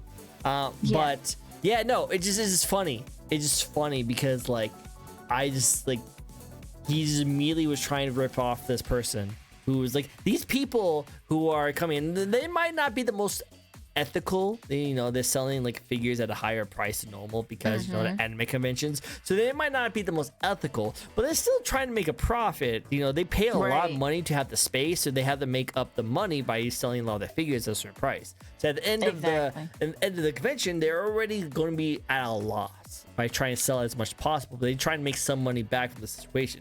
But from a 200 figure to a $30, really? That was crazy. That was crazy. Insane. So that's why. Anyway. So I saved him. I saved her from that. You know, he could have used this and put into a jaw. Oh, I saved her from. I saved her from the jaw fate. Yeah, definitely saved her. Good on you for getting her. Thank you. Oh no, God no. Exactly. I saved her from the fate. Tricko the hero. Goodness. Exactly. The hero. Wood mildew. Oh no. Would they? Oh no. That's so nasty. That's so nasty. No one that. Tell him, or I'll tell him you are Uno Musaman fan. You're Uno Musaman fan? That's awesome. No, they're lying to you. What? Are you not Uno Musaman? I honestly, I think it's a cute game, but I don't play it. I don't play it. I play it. I think it's fun. I do like gacha games. I like. I play a lot of gacha games. Okay. Yes. A lot of gacha Yes. Yes. I play I feel like you would like Nikke. I feel like you'll be in. I do play Nikke. Oh, Yeah, good. I want to get back into it, but I've been having a little bit of storage issues, unfortunately. Yeah. I play Zenless Zone Zero, and that thing eats Me too. up. I love it too. I love it. Good job. I love it. I love Zenless Zone Zero, but yeah, that thing eats up my P. And it's funny because like I don't need it on my phone. I really don't. I just use it just to log in to get my dailies done, at work. That's all I use it for. So I don't actually really play it on my PC. I play it on my PS5. I don't play it. I don't play it on my mobile. I don't play it on my phone. I play it on my PS5. And I stream it and I have a lot of fun with it. But I don't really need it on my phone.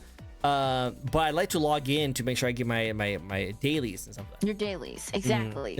I'm the But same. it eats up 200 gigabytes.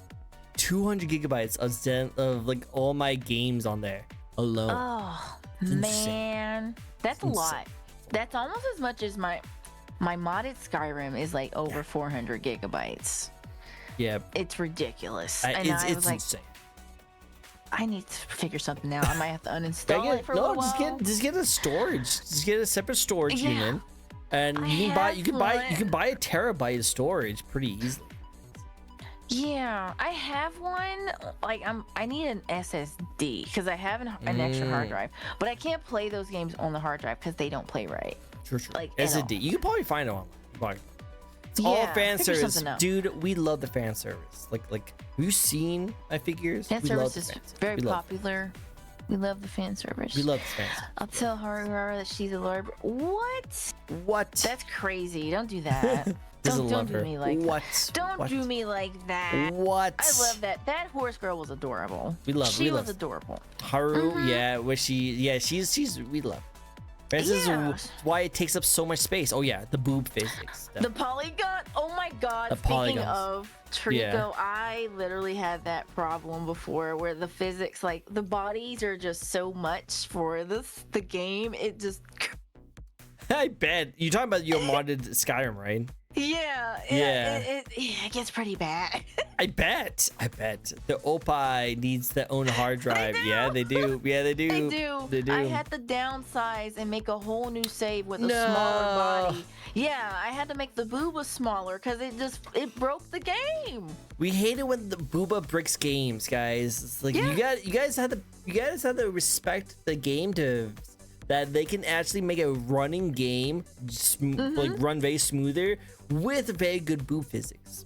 Exactly. That's all we want. Just give me the good physics. I'll be fine. That's all you want. That's all we want. Just good booba control. Exactly. You need boob control. You need the boob. I love this conversation we're having. It's hilarious. Next question for you, by the way. Next question we have is what's your sorry, not this one. What is your thoughts of the VTuber community at the moment? Oh, lovely. I know question. I'm taking a complete 360 now. Honestly, I have some pros, I have some cons. Pros being that you meet a lot of different people from all types of backgrounds. I've met so many people, good people over the years. I've collabed with, still really cool friends with. In fact, I again mentioned I get, the connections you make, they really help you and like, your peace of mind that you have that support. And in terms of like being in the VTuber community as a whole, I think there are some difficulties when it comes to being a community. There are some holes, if you speak. There are some things I think that can do better in terms of like communicating with each other to avoid confrontation and I don't know, blocking people and moving on. There's just things like that I think they can do that they don't practice, because a lot of people nowadays look for a few hundred likes versus actually trying to communicate with someone as a person. And I feel like that harms them in the long run, because if you're getting outed or anything of the sort that's considered giving you a bad reputation, then yeah, like you're not going to have an easy time, because people are going to see you as this bad apple out of the bunch, and you're not going to get to where you want to be. With that being said, everything else, like I said, in terms of connecting and getting to know people, you got to filter your feed. You need to have a strong discipline, because if you don't, you're going to just fall into so many holes, if you speak, or you're going to fall into so much that you could have avoided, because I've legit seen it happen, where people have gotten into a bad crowd and then they've been shunned because they're associated with this person, and this person doesn't like this person, and they collab with this person I've seen it, and it's so annoying to hear about, because it's literally as easy as blocking them and moving on. Yeah, some people just can't. Yeah, some people cannot do that. And I understand they may have reasons, but I just feel like it could be as simple as a blocking, move on. Another thing that I want to touch on is I feel like there's a lot of people who post about their personal life a bit too much in the VTuber community. Like, not everybody needs to know what's going on, or what's you're dealing with that's so super, like, unless you're like literally needing a life-threatening situation, I can totally understand that. But not everyone needs to know like what's going on with your personal life. I feel like some things can be kept behind doors, closed doors. It can be communicated, and you can go from there. Like wring your dirty laundry out. Yeah, like if you're trying to make a Google Doc. They love Google Docs too, by the way. They love Google Docs, talking about all this drama that could have been avoided, but they can't speak to this person because they're blocked, and then they can't find them on Discord. It's just too much, and I feel like that they need to work on that in terms of communicating, but I don't see it happening anytime soon. I honestly will be honest with you. Every day there's something going on, and I try my best to avoid looking into that stuff, because if you tend to comment, like if you how the algorithm works, where like if you click or like something or comment, it'll keep feeding you into that type of algorithm. So I don't try to engage with it, because I know I'm gonna get trapped into. I don't like seeing drama at all on my feed. It's pretty bad. I honestly, it's so bad, and I think that's one thing I think they could fix, is just the drama. Like, please fix the drama, guys. Like, not everybody needs to know what's going on. Try to talk to the person, try to communicate. Like, unless it's something super, super crazy bad, not everybody needs to know. And just do that. Curate your feed, clean your algorithm, do whatever you gotta do. Prune your Discord, but I love that. Prune your Discord. Prune that Discord. Get the people. Surround yourself with, in terms of community, surround yourself with the people that you want to see, grow with you, or surround yourself with people that will want to help support you grow. Yeah. I don't like people that try to just involve themselves in things because, this person has like 2,000 viewers, I'm gonna be their friend. Like, I feel like that's a little fake. I don't think that's a genuine connection. I think that there are people who are out there to vulture off of people's views, and I think that's really bad. And I think another thing about the VTuber community that I don't like, most likely would have to be the ones that just, start those controversial takes like we talked about earlier, who kind of needlessly try to fault people for, oh, they got the same design. Just a lot of little things like that. Yeah. I really don't like. Other than that, I keep to myself, and I like to say positive and optimistic. It doesn't get me as much traction, unfortunately, because for some reason the algorithm feeds off drama. I don't know why. You're not wrong. It does feed off drama. Yeah, it feeds off drama, and I really dislike that about the community, and I wish it wasn't that way. It's not anything I can do to fix it, but in terms of my space, all I can really do is curate my space to avoid it. So that's my opinion and my thoughts. Thank you for coming to my TikTok. Thank you for coming to my TED Talk. I love it. Then there's nothing wrong with your opinion. I think that's actually pretty legit. And I think this is really understanding in that kind of situation. And it's just unfortunate because like the algorithm does like promote that kind of stuff, and so people like to jump on that. But then, like I said before in the very beginning, when you build a community, you are pretty much like the content you are releasing is the community you're bringing to your table. Exactly. So if you are going to, you probably will have a lot of easy more followers, people jump on your bandwagon if you keep on posting these kind of clickbaity like drama like producing kind of content. But then you're going to get those kind of people in your community, and they're not going to be supporting you. They want to talk more about drama and like the toxicity side of things, so they're going to get a lot of those kind of people. So it's better to just do what you want to do, enjoy the kind of content you want to enjoy, and kind of stay away from those kind of stuff, because then you're going to create this kind of community of the people that you make content for.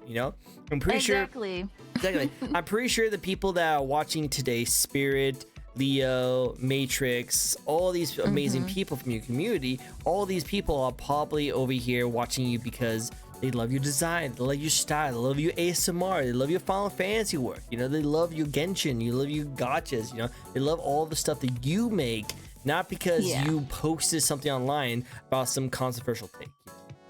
For sure. I just wanted to address Axo. I know the booba are boobaing. The boobas are boobing. I'm well aware of the Twitch TOS, and I'm fine. Yeah, trust me. Yeah, no, don't worry. Like, I've had so many worse on my streams. Trust me. I literally, like, I get I get multiple kinds of VTubers, but literally I've had like situations where like I thought maybe if Twitch like saw me, like maybe something would happen, but they never did. Twitch senpai has not noticed me yet.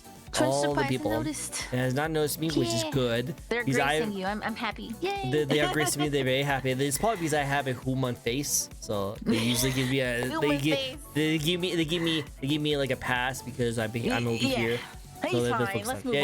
He's fine. If I was just a VTuber, they're like, oh my god, she's exposing herself too much, and he's with another VTuber. Oh no, too much hip. Oh my god. Oh my god. That's another thing too. Like, if I were to get back on the topic as a whole, that it's crazy to me. Like, I get it. They consider it as like the actual person. You're showing too much thigh. You're showing under boob. You're showing, private areas that should not be allowed at all. Do not do that. Do not recommend. I've seen some designs. I'm like, ugh. And you know what's even crazier is I actually am working on a new design for the future, because believe it or not, I've had this design for well over 3 years now. Wow, it still looks nice. I love it. Thank you.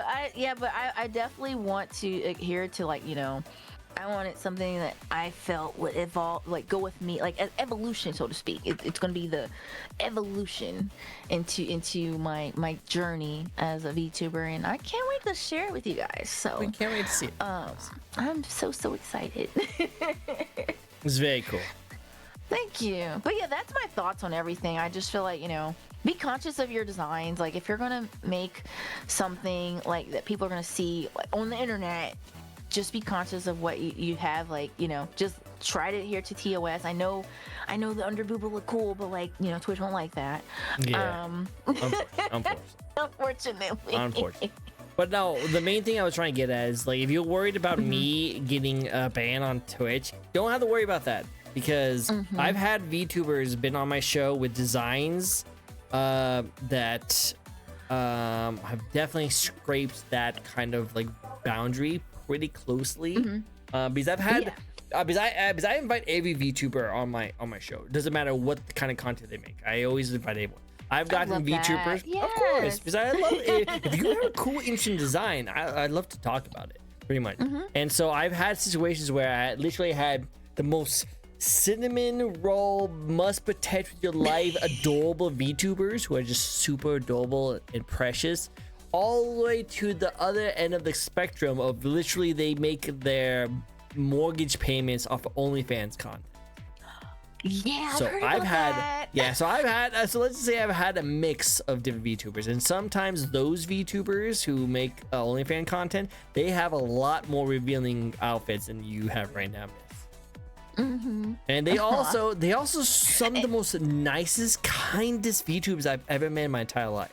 Like I'm still friends with a lot of them. Like Suffy, Squirrel, the Lou Squirrel. Hey, Squirrel. She sounds familiar. She's really great. She's a good friend of mine. She's also does that kind of stuff. She's such a talented, very amazing person. But she's also just such a nice person. You'd be surprised. Some of these like people who do like this kind of lewd content, some of the most kindest and respectful, like respecting like content creators out there. It's kind of crazy. For sure. Oh, for sure. And I respect anyone who does that type of work, especially with the lewd aspect.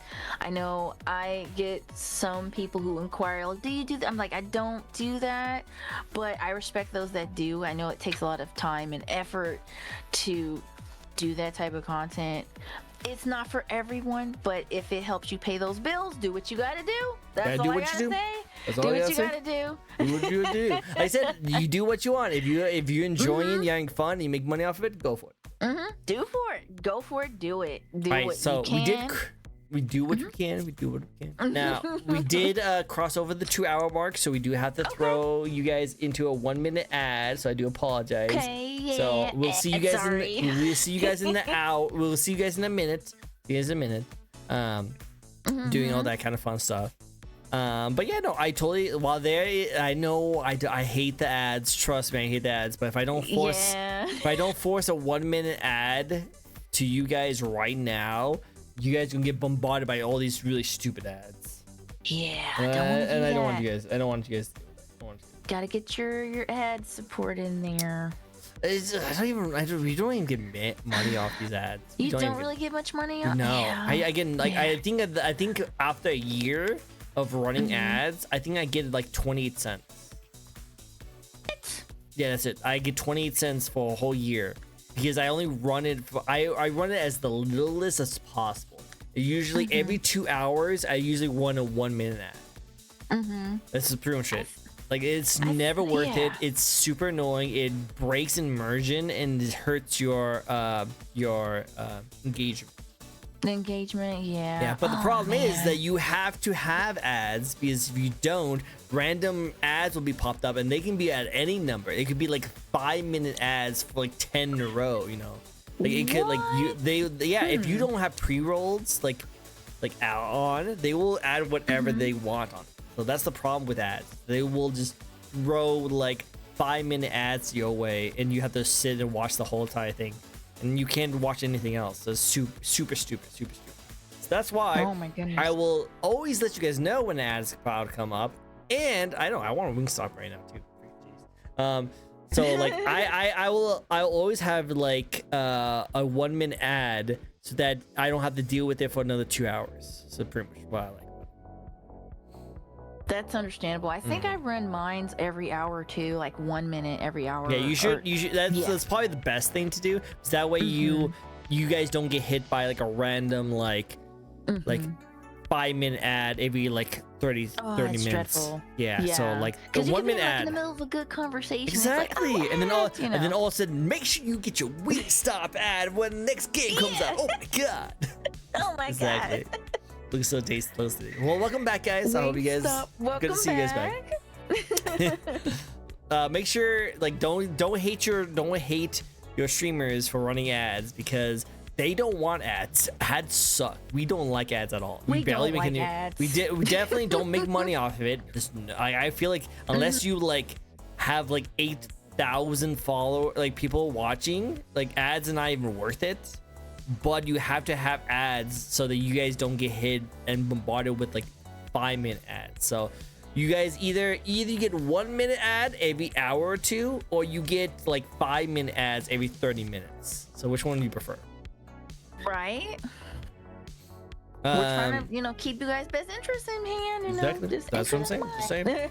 Why did I just get hit by a Wingstop? Because it's delicious, and you guys need to make sure that you guys get into the deal today and make sure you have not sponsored. I think they got a new like flavor coming out. I think it's like I always get Parmesan garlic and teriyaki. Do you? I always get those two. That's always the ones. I never try anything else. I always like those two. There's always two. You know what's crazy is those are my two favorites too. What the heck, Trico? Good taste. That's what I'm saying. What the heck? We have the same taste. Let's go. Good taste. I love it. see guys. See guys, the ads, the ads. Now we're going to get bombarded with Parmesan garlic and teriyaki chicken ads. Let's get ready. Right? Lemon pepper is good too. I do like a lemon pepper. I like that. Every now and then. Honestly, I can handle Twitch ads because the tube ads be like 5 minutes, I know, right? And you can't skip them. YouTube, yeah. By the way, Oprah, you are now followed by the ninja. Yes, I think you already said that before. So don't repeat yourself, ninja. We love you to death, but we definitely know that. Thank you. Listen, as long as the ad isn't 3 minutes exactly. We have stipulations for stipulations. Brain. To be fair, I do work there. And is there a flavor you need opinion on? Let me know. We'll do. So far, I feel like I like garlic. I like garlic anything, and teriyaki pieces. I like teriyaki. Garlic anything just lets me know that you're not a vampire, so we're safe. I'm not a vampire. Trust me, I'm not a vampire. Not a vampire. And I don't like mosquitoes. Don't like. Next question for you is that who are some VTubers you like to collab with one day, big or small? Oh, big definitely would be Zentrea. I've been watching Zentrea since Love Zentrea. Happy birthday, Zentrea. And it was her birthday. She just debuted a new model. Oh my god, Zentrea is so cool. So cool. And I love their old designs. Like their designs have always been so cool. And they always seem to be so transparent, like with their community. Like I was talking about that earlier. They always seem to be so transparent. Zentrea, another VTuber I love to collab with. I don't know if you know who Ruzu is, but Ruzu is another dragon VTuber. And she is so fun and funny and like so much energy. And I would just love it. I like to match people's energy. Like if I would collab with someone, I kind of like match the energy of the person. So like I kind of can get the vibe. Like if we're gonna play a game that we have to like exert all this energy into, I'm gonna exert all the energy into it. Just at least do my best. Do your best. This is the best you can do. Yeah, I could do. Some more VTubers. I probably would want to definitely collab with Alara. She's another indie VTuber. She does like a lot of big events like VTuber Tea Time. She sometimes hosts like Super Smash Brother tournaments, and I was also part of one of her events where it was like the most VTubers on screen. Oh yeah, Alara. Yeah, I was part of that too. Yeah, and I was like, oh my god, that's so cool. So I feel like it would be like a dream to collab with him one day, and just kind of like my dreams will be fulfilled. Well, you can do her tea time. She hosts her tea times a lot. See, I'll have to like. I just feel like because of my work schedule, and then like I just want to see if I have enough time. That's the hard part. That is the hard part. Yeah. So it's like, man, figuring out a day I can do this, and then hoping it's not a day I'm actually working, because there's been so many opportunities for me where I wanted to collab, but I can't because I'm working or they're in a different time zone. Time zones suck. Right? You know you're 3 hours ahead of me right now, right? Yeah, I was like, I don't want to keep you up too late, because when you mentioned 10, I was like, okay, wait, that's my time, 10 my time. Wait. Well, so I gave you the time, the translated thing. So it was actually 7 my time, but it was 10 your time. 10 my time, yeah. And it's like, wait, I have to work tomorrow. How late do I want to stay up? Yeah, I know. She never collabs with any other of her moods, and she also does videos. Wow. Okay, you know what? No mods. That's support. because you don't play any other games besides Uma Musume. Whoa. That's why she doesn't feed you guys, because you play a horse game. Wow. See, the truth comes out. The truth. Listen, I've been trying to get them into Final Fantasy 14 for months. Okay, months now. First of all, like I said, I like to help people. I have maxed all of my classes in that game. I do everything. I can help you. You hear that, guys? I can hear them typing away furiously on that keyboard from all the way over here. Like they're ready to type something. Like, first of all, I play with her. Yeah, the game is free, but is Uma. You gotta play with the Uma. That's true. You do have to pay a subscription, but you're playing with friends. The subscription is, it's just a small subscription. It's, you have to play games with friends. Think about the fun, Well, actually, see, I can actually do that because I have glasses. You can. That would be a funny emote. Do you have that emote? That would be so cute. I don't. I don't have that emote. I love the emote. I should get it. It will actually work perfect. It will work for you so well. Someone make me an emote. Yeah, actually, and let me know, because I will sub just to use that emote. Yep, I will let you know. It's such a good one.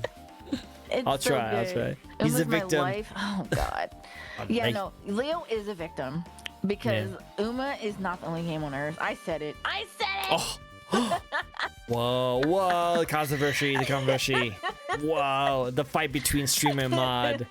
And I'm just a viewer just eating popcorn. This is what I deal with. No, it's good. I love it. All right.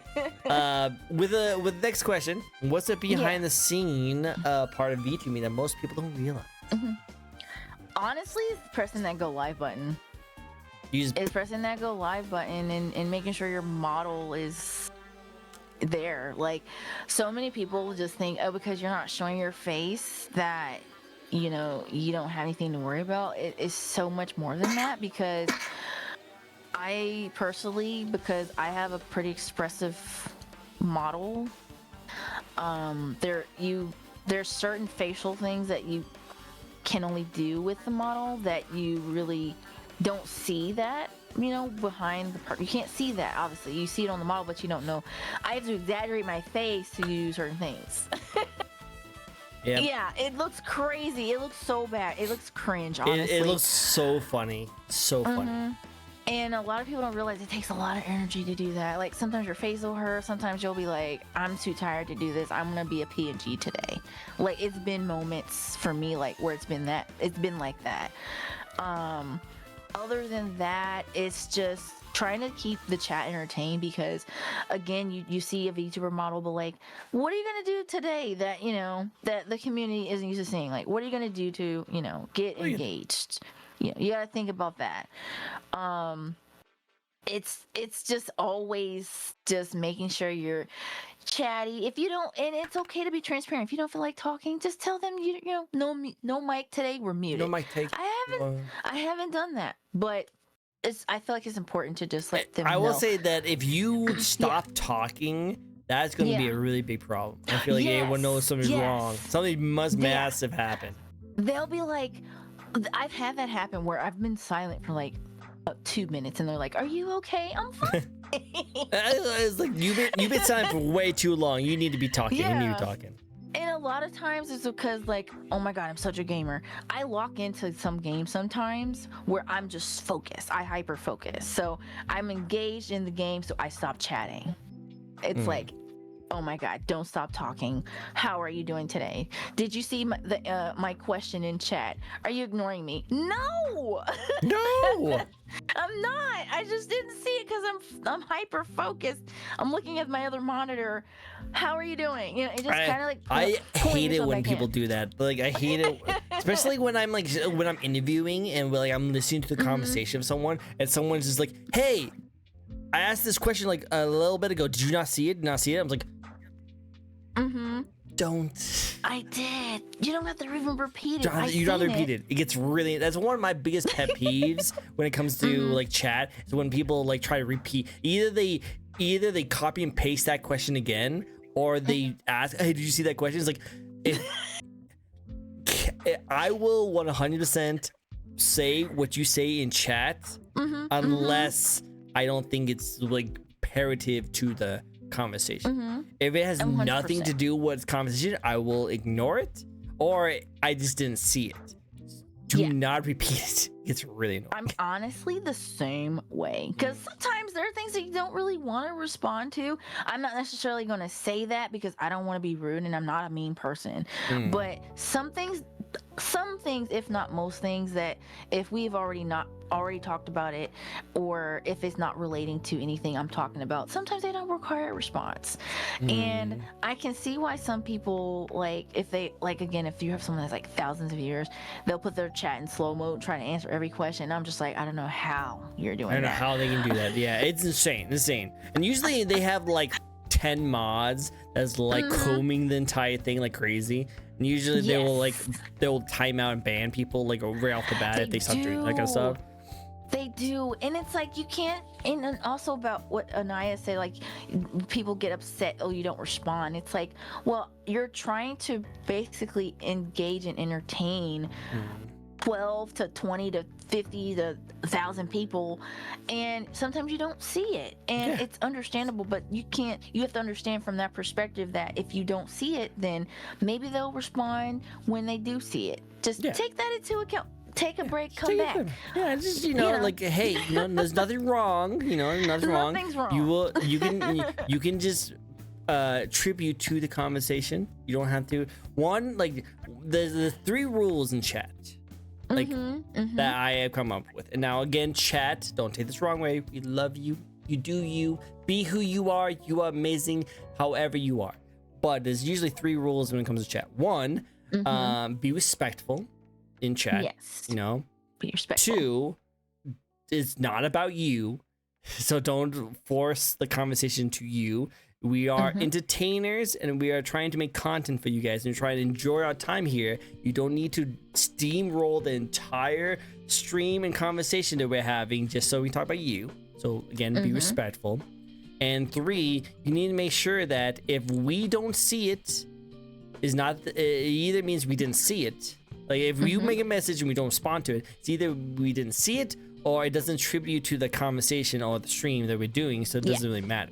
Like, I don't need to talk about. We don't need to talk about every single thing that comes in the chat. Every single thing, exactly. And going back to what other behind the scenes parts of VTubing that most people don't realize is a lot of people don't have as much time to stream as often as they want, just due to lack of being able to stream. Just like IRL streamers, like there's certain schedules that they have to adhere to that it may seem like, oh, this schedule we have set, we have this set time to do this or that, but things happen, they might cancel.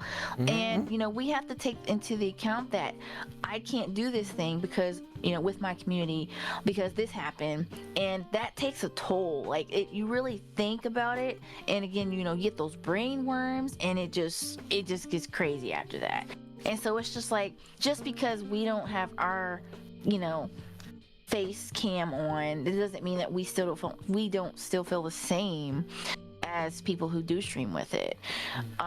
It honestly, I think again, it takes so much effort just to use a VTubing model.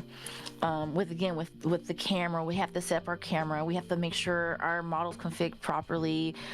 We have to make sure that we're physicking, make sure we have a background, we have to make sure that like nothing is missing, we have to make sure overlays are laid out so that we can zoom across the screen and things like that. It's just things like that that a lot of people don't realize, that we put a lot of time and money into this model, a lot of time, a lot of money, a lot of pages, and it literally you could have so much scuff within a matter of minutes, and it could ruin the whole stream. So like I said, be respectful, be a good chat. We love you. You guys are amazing, and you are the backbone. You are the living blood of our content. But it doesn't mean that you need to steamroll and take over the entire stream just to convince that, hey, guess what? I'm also a D&D player. It's like, yes, we know you're a D&D player. Okay, let's get back to talking about our lovely dragon VTuber. Understandable. Understandable. I have people that come in chat sometimes and they roleplay too. Yeah. And not even really like, I wouldn't even say it's really role playing. It's just more so like an introduction of themselves, if that makes sense. Where they're like, "Oh, I'm the mighty demon king of this dimension. How are you doing today?" And it's just like, I don't know what that's considered. Like, I just think it's funny. So that's what Schnebio is. That's what I was telling you about before. It's a Schnebio. It's someone who likes to role play. And like I said, there's nothing wrong with it. I sometimes like to role play. I'll role play as the demon trickster, and I think this is really fun. Yeah. It's fun to play a character. We are all really love to play as character. But it gets to that point where it's like, okay, calm down. Hold on. Slow down, buddy. Yeah, it's like I said, we're still human beings behind all this. We're still human beings. For sure. I'm getting bigger. There we go. Big guys got big. But anyway, going back to what our lovely couple more questions left for you guys, so let's get this going. What is next for our lovely Opal over here? Where would you like to see your content creation journey go in the future? Yeah. Well, as I said before, I've been trying new things.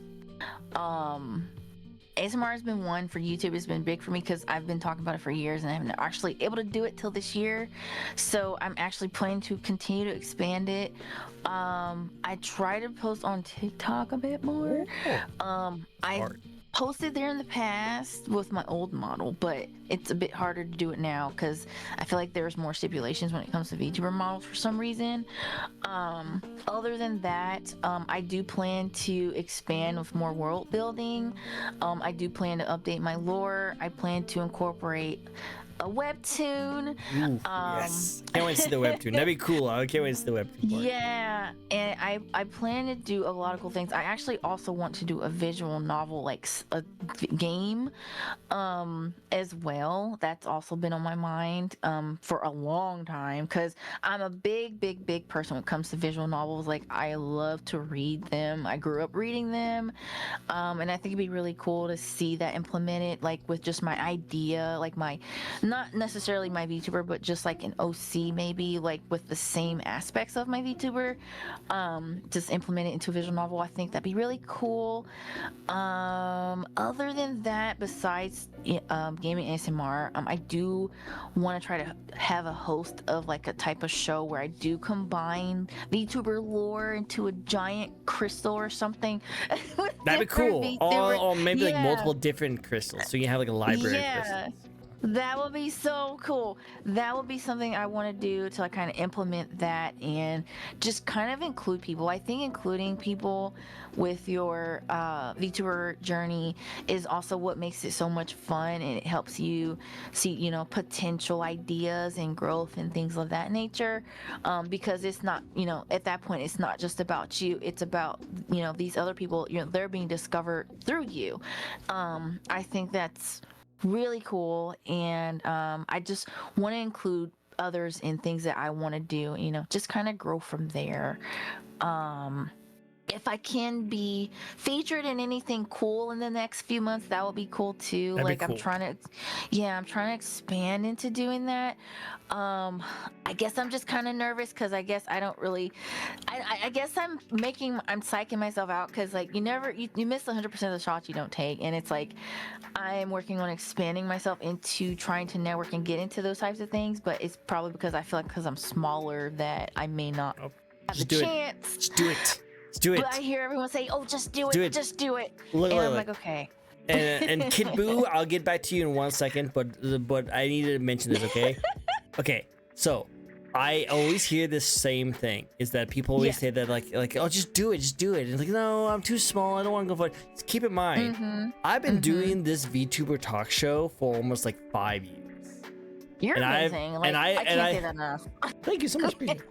I have interviewed almost 300 VTubers. Like, if I had that exact same mindset, I would barely not have been able to keep this interview show going as long as it did. Because I would be like, oh, these VTubers, they're not going to respond to me. They're too big and I'm too small. No one's going to respond to me and want to come on my show. I'm like, no, I got to get that out of my head. Because do it. I need to just reach out. So you reach out, and like ask them, would you, hey, please give me your time, come on my show. I just want to gush about you and your designs. And I've gotten some of the most. I became some of the most like I became. I have become some of my. I still can't word things. Word things are weird. I'm weirding the words right now. What I meant to say is that I have met some of the most awesomest, bestest friends from being on this show. And like if I was so worried about like my numbers, I would not have met them. I would not have gotten I wouldn't have gotten to know all these amazing people if I like hold back. So I want to say to you, don't hold back, go do it, because the worst thing they'll say is either nothing or sorry, I'm busy. Literally. Yeah, you're right. And if you do shoot your shot and if it works out, then hey, you might have just met a really awesome friend. You're right. I should definitely work on that. It's stressful, trust me, it's stressful, but I think you just need to get out of that. Just get out of that bubble. You're right. I'm working on that. I think another thing about me too is like in terms of like future me, I do plan to try to get into voice acting as well. I am so new to it, but I'm trying to branch out to new things, and new things can be scary. So... Yeah, it's been. And I will tell you this right now, for anyone who wants to get in something new, you're going to suck at it in the very beginning. You will suck at anything you do in the new, and you're going to suck at it for a while, and then you might be a little bit good at it later, and then you're going to suck at it again. That's how it's gonna work. You're gonna get a little bit good, then suck at it again. That is the part of the process. So don't hurt yourself over it. Don't be like, oh, I can't do it. I'm not talented for it. No. Repetition. Exactly. Keep going. Repetition. And as Leo said, I do inspire my friends a lot to do things that they talk about, because I feel like if you talk about it enough, it's going to ding in my head that you want to do it, but you're scared to do it and you need someone to push you to do it. So I'm going to tell you to do it. Just do it. Just do it. Just so do it. I just try to be that anchor, because, that could lead to something for them that could be helpful, whether it's mentally, financially, or whatnot. If it's something you want to do, then do it. Don't waste your time. But then I try to take my own advice. Hey, take your own advice. You gotta learn by your own examples. Exactly. What Kid Boot says, riddle me this. Pain is what I can be. Thinking of it. Alright. Pain is what I can be. Thinking of it makes me truly what I am. Pain that's a really good riddle. Thinking of it makes me truly what I am. Are you like a headache? You're like brain freeze? You brain freeze, something like that? That's a good one. Pain I can be. Maybe like depression or like repression. No, depression. Oh my god. I have no idea. That's a good riddle. What is it, kid? What is it, kid? Also, does that shirt work? I'm not mean that's a joke. Well, I think it works. I think it works pretty good. I like my shirt. I think my shirt works pretty well. I don't know how it works. It's very nice looking. It looks really good. It's a good color on you. Right? That's what I thought. The orange shirt looks really good for me. It looks good, yeah. It complements your complexion well. Why, thank you. Thank you so much, kid, for bringing up the shirt. I really appreciate it. No, I never expected someone to bring up my clothing. So nice. It's true though. It's true. Oh, thank you. It's true. Hint. Yeah. Tell me the answer because like my brain is not braining. Did you hear how much? Did you hear how much I messed up just that little bit ago? Brain's not braining. I can't think right now. I can't think right at the moment. It's so valid. Oh, fear. I am fear. Oh, that's cool. I like that one. Interesting. Pain is what I can be. Can fear be pain? I guess it could be. Am I? Thinking of it makes me truly what I am. Like the fear of pain, I guess that does make sense. I guess. Yeah. Yeah. Pain is what I can be. So okay. I think I can understand it now. Pain's what I can be. Like I can be painful. But thinking of it makes me truly what I am. That means like because fear of being hurt, fear of being pain, fear of die. Yeah. So so it can be pain. But thinking of it is what really creates the fear, you know, because you're fear of pain. So okay, I can make sense. Okay, I like that. Kid is a good one. I like that. Fancy. That's a good riddle. I like that riddle. That was a It's a good riddle. one. Very nice. I like it. Very good. Very good. I like it. Good job. Good job. Nice. Good job. Kudos to you. Are we ready for the? Oh wait, no. We need to do a spin because Anya over here. Another spin. Let's go. And by the way, I know her name is pronounced Anaya. Anaya. But I call Anya because it's just easier for me to remember her name. And I just imagine that girl from Spy X. Spy Family. Exactly. So I just call it Anya. Yeah. Basically I love that. And she has pink hair too. Come exactly. So again, it's super easy. It helps me remember her. And she thinks it's adorable. And I like to do things that make her. I think it's adorable. I think that's also cute that you do that because it's like your own little personal nickname. Yeah, it's my own little nickname for her. You know, I love that. All right, so this is a two-part question. This is a two-parter. Yeah. Are you consider yourself an indie VTuber? Oh, 100%. Cool. Now, if you were approached by an organization, how much would you want to sacrifice your identity to join that organization? I have two things to say about that. First thing being, I would not, simply because some corporate VTuber agencies do not give you the freedom of having your own like IP. You can't use your own model. You can't do certain things that you would as an indie. And secondly, no, because I probably wouldn't be able to have this design. I would have to have a design they made for me. And who's to say that I necessarily would connect with the design? I feel like in order to stream as an indie, you have to have a design that you connect with. And I don't want it to feel like I'm forced to do a design for this company because I want the pay or the money. And also, it's a chance that I don't see the revenue that I'm making as a corporate VTuber because a lot of the time you'll see VTubers complain about not being paid or their money was being used for other purposes.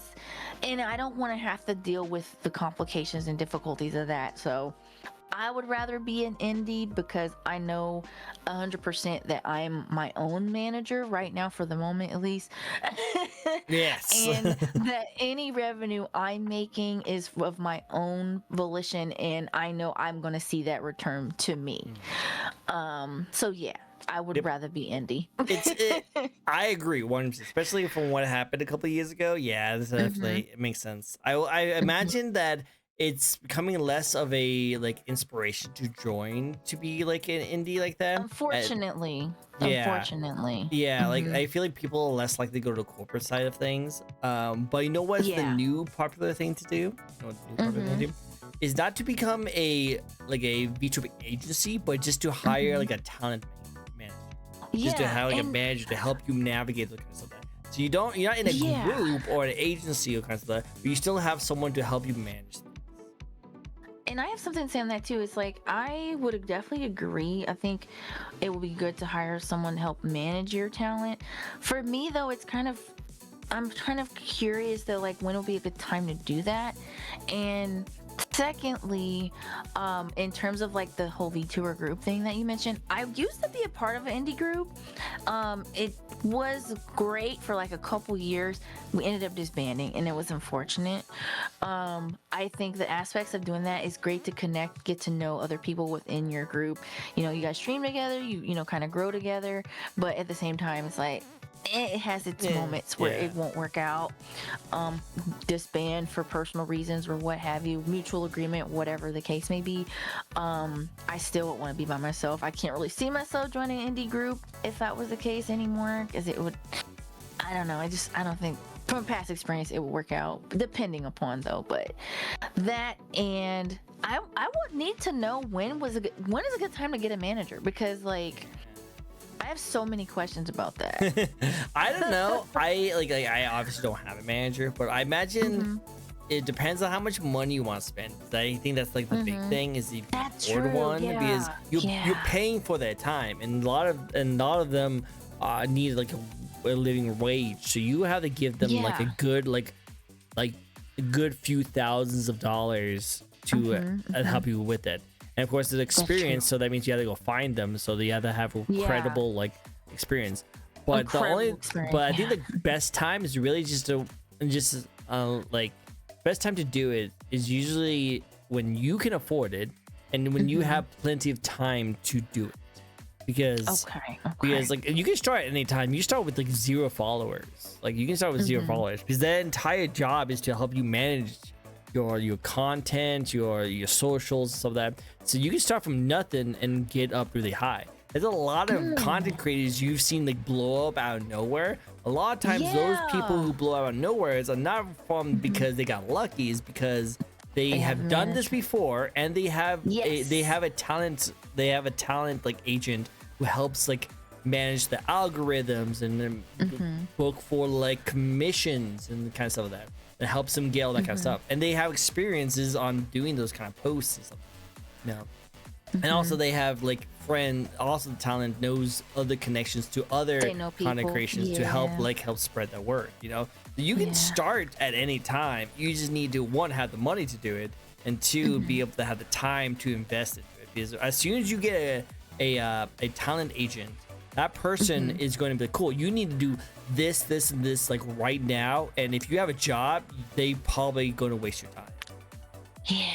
That's another thing. So that's why like if you want a talent person, you have to like dedicate like everything. Like I know a really amazing content creator named Yomi. I don't know if you know Yomi. Yomi's a very hugely talented. She's an amazing. Yomi sounds familiar. Yeah, she's a blue-skinned scientist VTuber.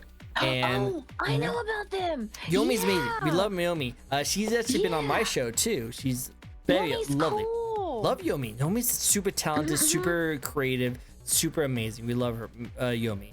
Well, she was explaining the fact that like she was in a very rough spot in her life, and she pretty much like had to put all her eggs in one basket for the streaming kind of thing. And like this is the last straw. If this was not gonna work, it's not gonna work. I'm not going to say that she got an agent. I'm not going to say that. Because I actually don't know the full story behind that. But I do know that she literally had to like drop everything she had in her life, like her job, everything, to pursue streaming, and it worked out for her. You know, because she had all the time to dedicate into this. So like, if you wanted to get really big, like that kind of level, you do have to pretty much sacrifice like everything. You have to have as much time on your hands as possible, and pretty much have to be willing to pretty much try and make streaming a full-time job, which is really hard. And you know what I wanted to notate off of that too is I've legit seen so many people say that they're quitting their jobs, they're going to go full-time, and they're just dedicating everything they have. And I'm like, damn, they excuse my language, they really are doing that. Like that is crazy. Like I couldn't imagine doing that like without not having any financial stability first of all. That's something I can't imagine. That would be the scariest part, because for one, how can I pay for these services without a job? How can I rely on this service with just knowing that deep down I may or may not get lucky.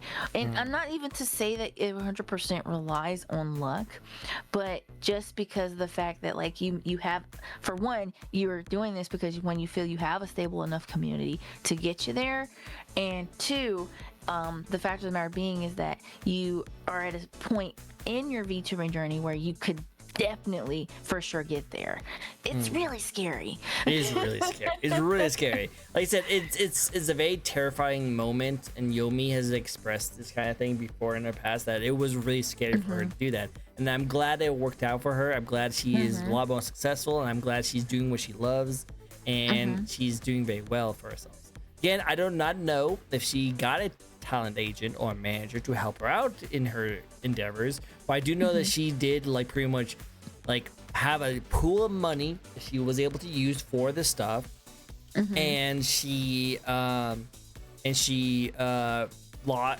much dropped her job and like her like hobbies and stuff like that to pursue this kind of thing. So wow. So that's what you want to have to do. If you really want to get a talent agent, you're probably going to have to make sure you have the time and resources to do it. Time and resources, yeah. That's why I'm over here. Like, I'm going to continue to do this as a hobby. I have a full-time job that I do enjoy, that pays my mortgage, pays off my car, does all my kind of stuff that I'm really happy for.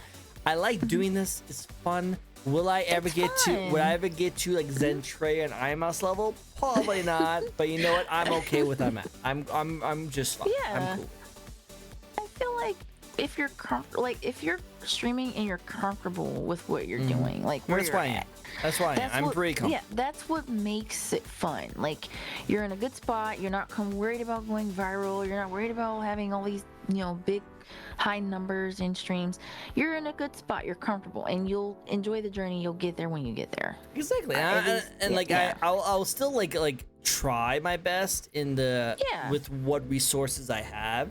Like I'll post on all the social medias. I will continue to increase my content and my quality and keep learning new things. I'll still doing social networking and trying to reach out to more people.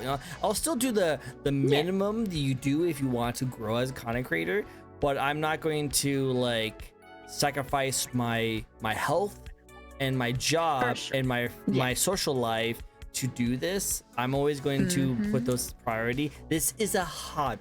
I enjoy the hobby. I have fun with the hobby, but I do not need it to take over, because I feel like if I turn my hobby into a job, I'm gonna be very stressed. I am so glad you said that, because I see so many people that do put their streaming over health, over anything, and it's like, no, your well-being is, if you don't have good health, you're not going to survive long enough to keep doing this. Like, take care of yourself, guys. Seriously, exactly. Take care. So important. Have fun doing it, but don't neglect your wellness. Please don't neglect your wellness. Don't. Exactly. Take care of yourself. There you go. It's tempting. It's really fun. You always want to do that because you always see other people do it, and you think it's really cool to do it. But just keep in mind that unless you sacrifice a lot, gonna have to sacrifice a lot, and I understand. But oh man, it's so risky. Yeah, it's super risky. So watch out for that. Okay, one more riddle. We are the same, two in the light, and yet I am dark. 'Cause in the sun we are long apart. Is that the moon? Is it the moon? I'm thinking. I was definitely thinking of the moon. We're the same. The sun and the moon. Light. Because in the sun we are long apart. That's what I was thinking. Moon. Because like the moon in the eclipse, and then like shadow. Oh, shadow. Whoa, Anya. Okay, shadow. We are the same. Two in the light. Yet I'm dark. Yeah, Anya knows your stuff. Look at that. Anya is so smart. Shadow. Yes, I'm your shadow. See, Ninja, that should be your riddle. That should be your riddle right there. Ninja, that should be yours. Yippee! Good job, Anya. Yippee. Very good. You deserve cookies. Good job. You get Awesome. I love it. Cool. So much fun. All right. So with that said, are you ready for the last question of the night? I sure am. All right. Last question. I love this question. One already. Last one already. No, right? Time flies. Time flies. All right. I don't know who she is. Do you want to do a quick introduction to our lovely kid Boo, who's been giving us all the lovely riddles? Oh, Oh, sure. Hello, Kid Boo. My name is Opaliora or Aura. I am a Crystal Dragon Fairy VTuber. I've been streaming for roughly 4 years now, and we are currently in the middle of our, I want to say, 5th month of our debut of this new model. I also do variety content. I stream a lot of RPGs, MMOs, and I do ASMR content on YouTube. Nice. Very nice. Very nice. Definitely go check her out. Definitely go check her out. But with that said, the last question of the night, I love it. My favorite question to ask. Yeah. And that is, any advice you'd like to share to inspiring VTubers or fans watching you today? Oh, absolutely. First of all, I will say a lot of VTuber or people start, I should say, with not being able to afford like a model. I would say do not pressure yourself into spending thousands of dollars on a model, because you cannot rely on the success of the design or the looks of the model. You actually should try to make an effort to try to do some type of content first before you decide to buy a model. Try to get yourself out there and network as much as possible. And you can even start with like a VRoid. The VRoid is free. It's a 3D avatar. You can make it look like whatever you want, provided that it's, appropriate. And go from there. Or if that's too much work for you, you can always do a PNG. I have a PNG that I use quite frequently before I debut this model. There's many different assets you can use with your PNG. They also have the ability to turn into a GIF tuber, where it's kind of animated a little bit, so you have different expressions and whatnot. And there's a couple different programs you can use to program that. Don't forget to also try to be open to being a bit more vocal, because I know a lot of people stream and they don't talk. So try to think of yourself as, engaging with the game, but you're still talking to yourself. Like, try to be vocal and try to be your, best self. And if you need inspiration, or if you need, help with anything like that, there's so many resources out there that can provide you those assets that you're looking for. And just don't be afraid to do it. If you're afraid to do it, then you can't be afraid to succeed, because you can only grow from here. I started with nothing. As someone who started with nothing, okay? Absolutely nothing, okay? I have a small community. I'm not super big VTuber, but I have a community that I've grown to that loves and supports me, and I feel like if I can do it, you can do it. So it's really more so about being consistent, being diligent, putting yourself out there. It may be scary to try new things, but just do it. Just do it. Do it. Give it a try. Just do it. And have fun. And have fun. That's the most important part. So having fun is the most important part. Don't get caught up in the numbers, because that can also really, really rack on the brain. Don't get caught up in the numbers. You're going to be small at first. You're going to have maybe 1 or 2 people at first, but don't get caught up in that. Just keep streaming. Keep doing it. Keep doing it. Keep doing it. I love it. Especially when the Nano CUM model is coming out. I've seen that model. I've seen it. You should try it out. Definitely check it out. That's really good. Awesome. It's cool. Very cool. But hey, that's all the questions I have for you. Thank you so much for answering every single one of them. That was a blast. I had a great time hanging out with you. It was so much fun. This was so fun. I definitely am happy that I definitely agreed, because you're, again, the first person that I've gotten to debut with.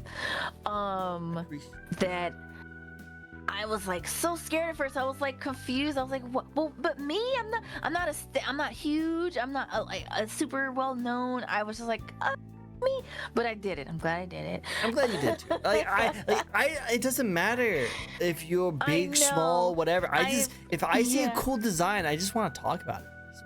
Yeah, and I appreciate that you think my design is cool enough to just bring on your channel. That was so nice of you. I really appreciate it. No problem. I'm always open to, again, I'm a very open person, like when it comes to just chatting, hanging out, gaming, or whatever.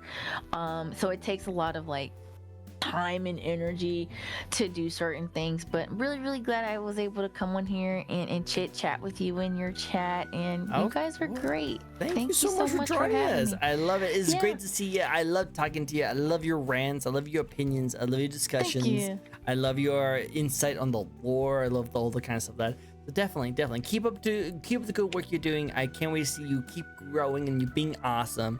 I appreciate you giving me your time. I appreciate it. Amazing. Of course. Thank you for having me. Absolutely. And thank you, chat. You guys also MVP. We love you so much. Thank you so much for coming in and checking us out. I always appreciate seeing you guys and your engagement in the stream. I always love seeing you guys like talk about certain things. It's really good. Thank you for the surprise collab. We love surprise. Love surprise collab. now, where can people find you, by the way? Yeah, so you guys can find me mostly on Twitch. It's Opaliora. I can kind of spell the. There we go. Opaliora on Twitch. I do also have Twitter, or X, if you will, with the same name on YouTube, and TikTok and Blue Sky. Pretty much same name everywhere. I love it. Definitely very cool. Very awesome. Thank you. Cool. Thank you. Now, I always like to give the raid suggestion to my guest first. Okay. Anyone you'd like us to raid? Good question. Let me take a look at my streamers. My streamers. Let's see who is live. It's gonna take a second to load. Let's see. Let us see. Live channels. There we go. Okay. Because I have way too many people. I can recommend you. I can recommend you some if you want. Could we raid into? Well. Oh, I just had their name. Oh, their name is Adri Wonderland. Can you put that in the Discord chat? I can copy Yes. Let me get their name going. I'll post their full link in there for you. Appreciate. Again, thank you so much for joining in. You guys are all freaking amazing as always. We always appreciate seeing you guys. Go check her out and all her amazing content. She has a lot of really great things going for her, and especially her webtoons, which hopefully comes out later down the line. Hopefully. I'm super down for that. Crossing my fingers and toes. Definitely. Hopefully we get to see that, definitely. And then, of course, if you guys like to check out a new VTuber, I do the show each and every week. We get to know a brand new VTuber. So if you like to check someone else out that's brand new, you guys also follow me. If you like. Yeah. Thank you guys for the support. I truly appreciate it. Every step, every follow, every piece of support makes everything count. So I appreciate it. We appreciate it. We love it. Well, again, thank you so much for joining in. We'll see you guys next time. Don't leave Discord yet, okay? Oh, no problem. Awesome. Bye-bye, everyone. Bye-bye. Bye, chat. Bye, everyone. Bye.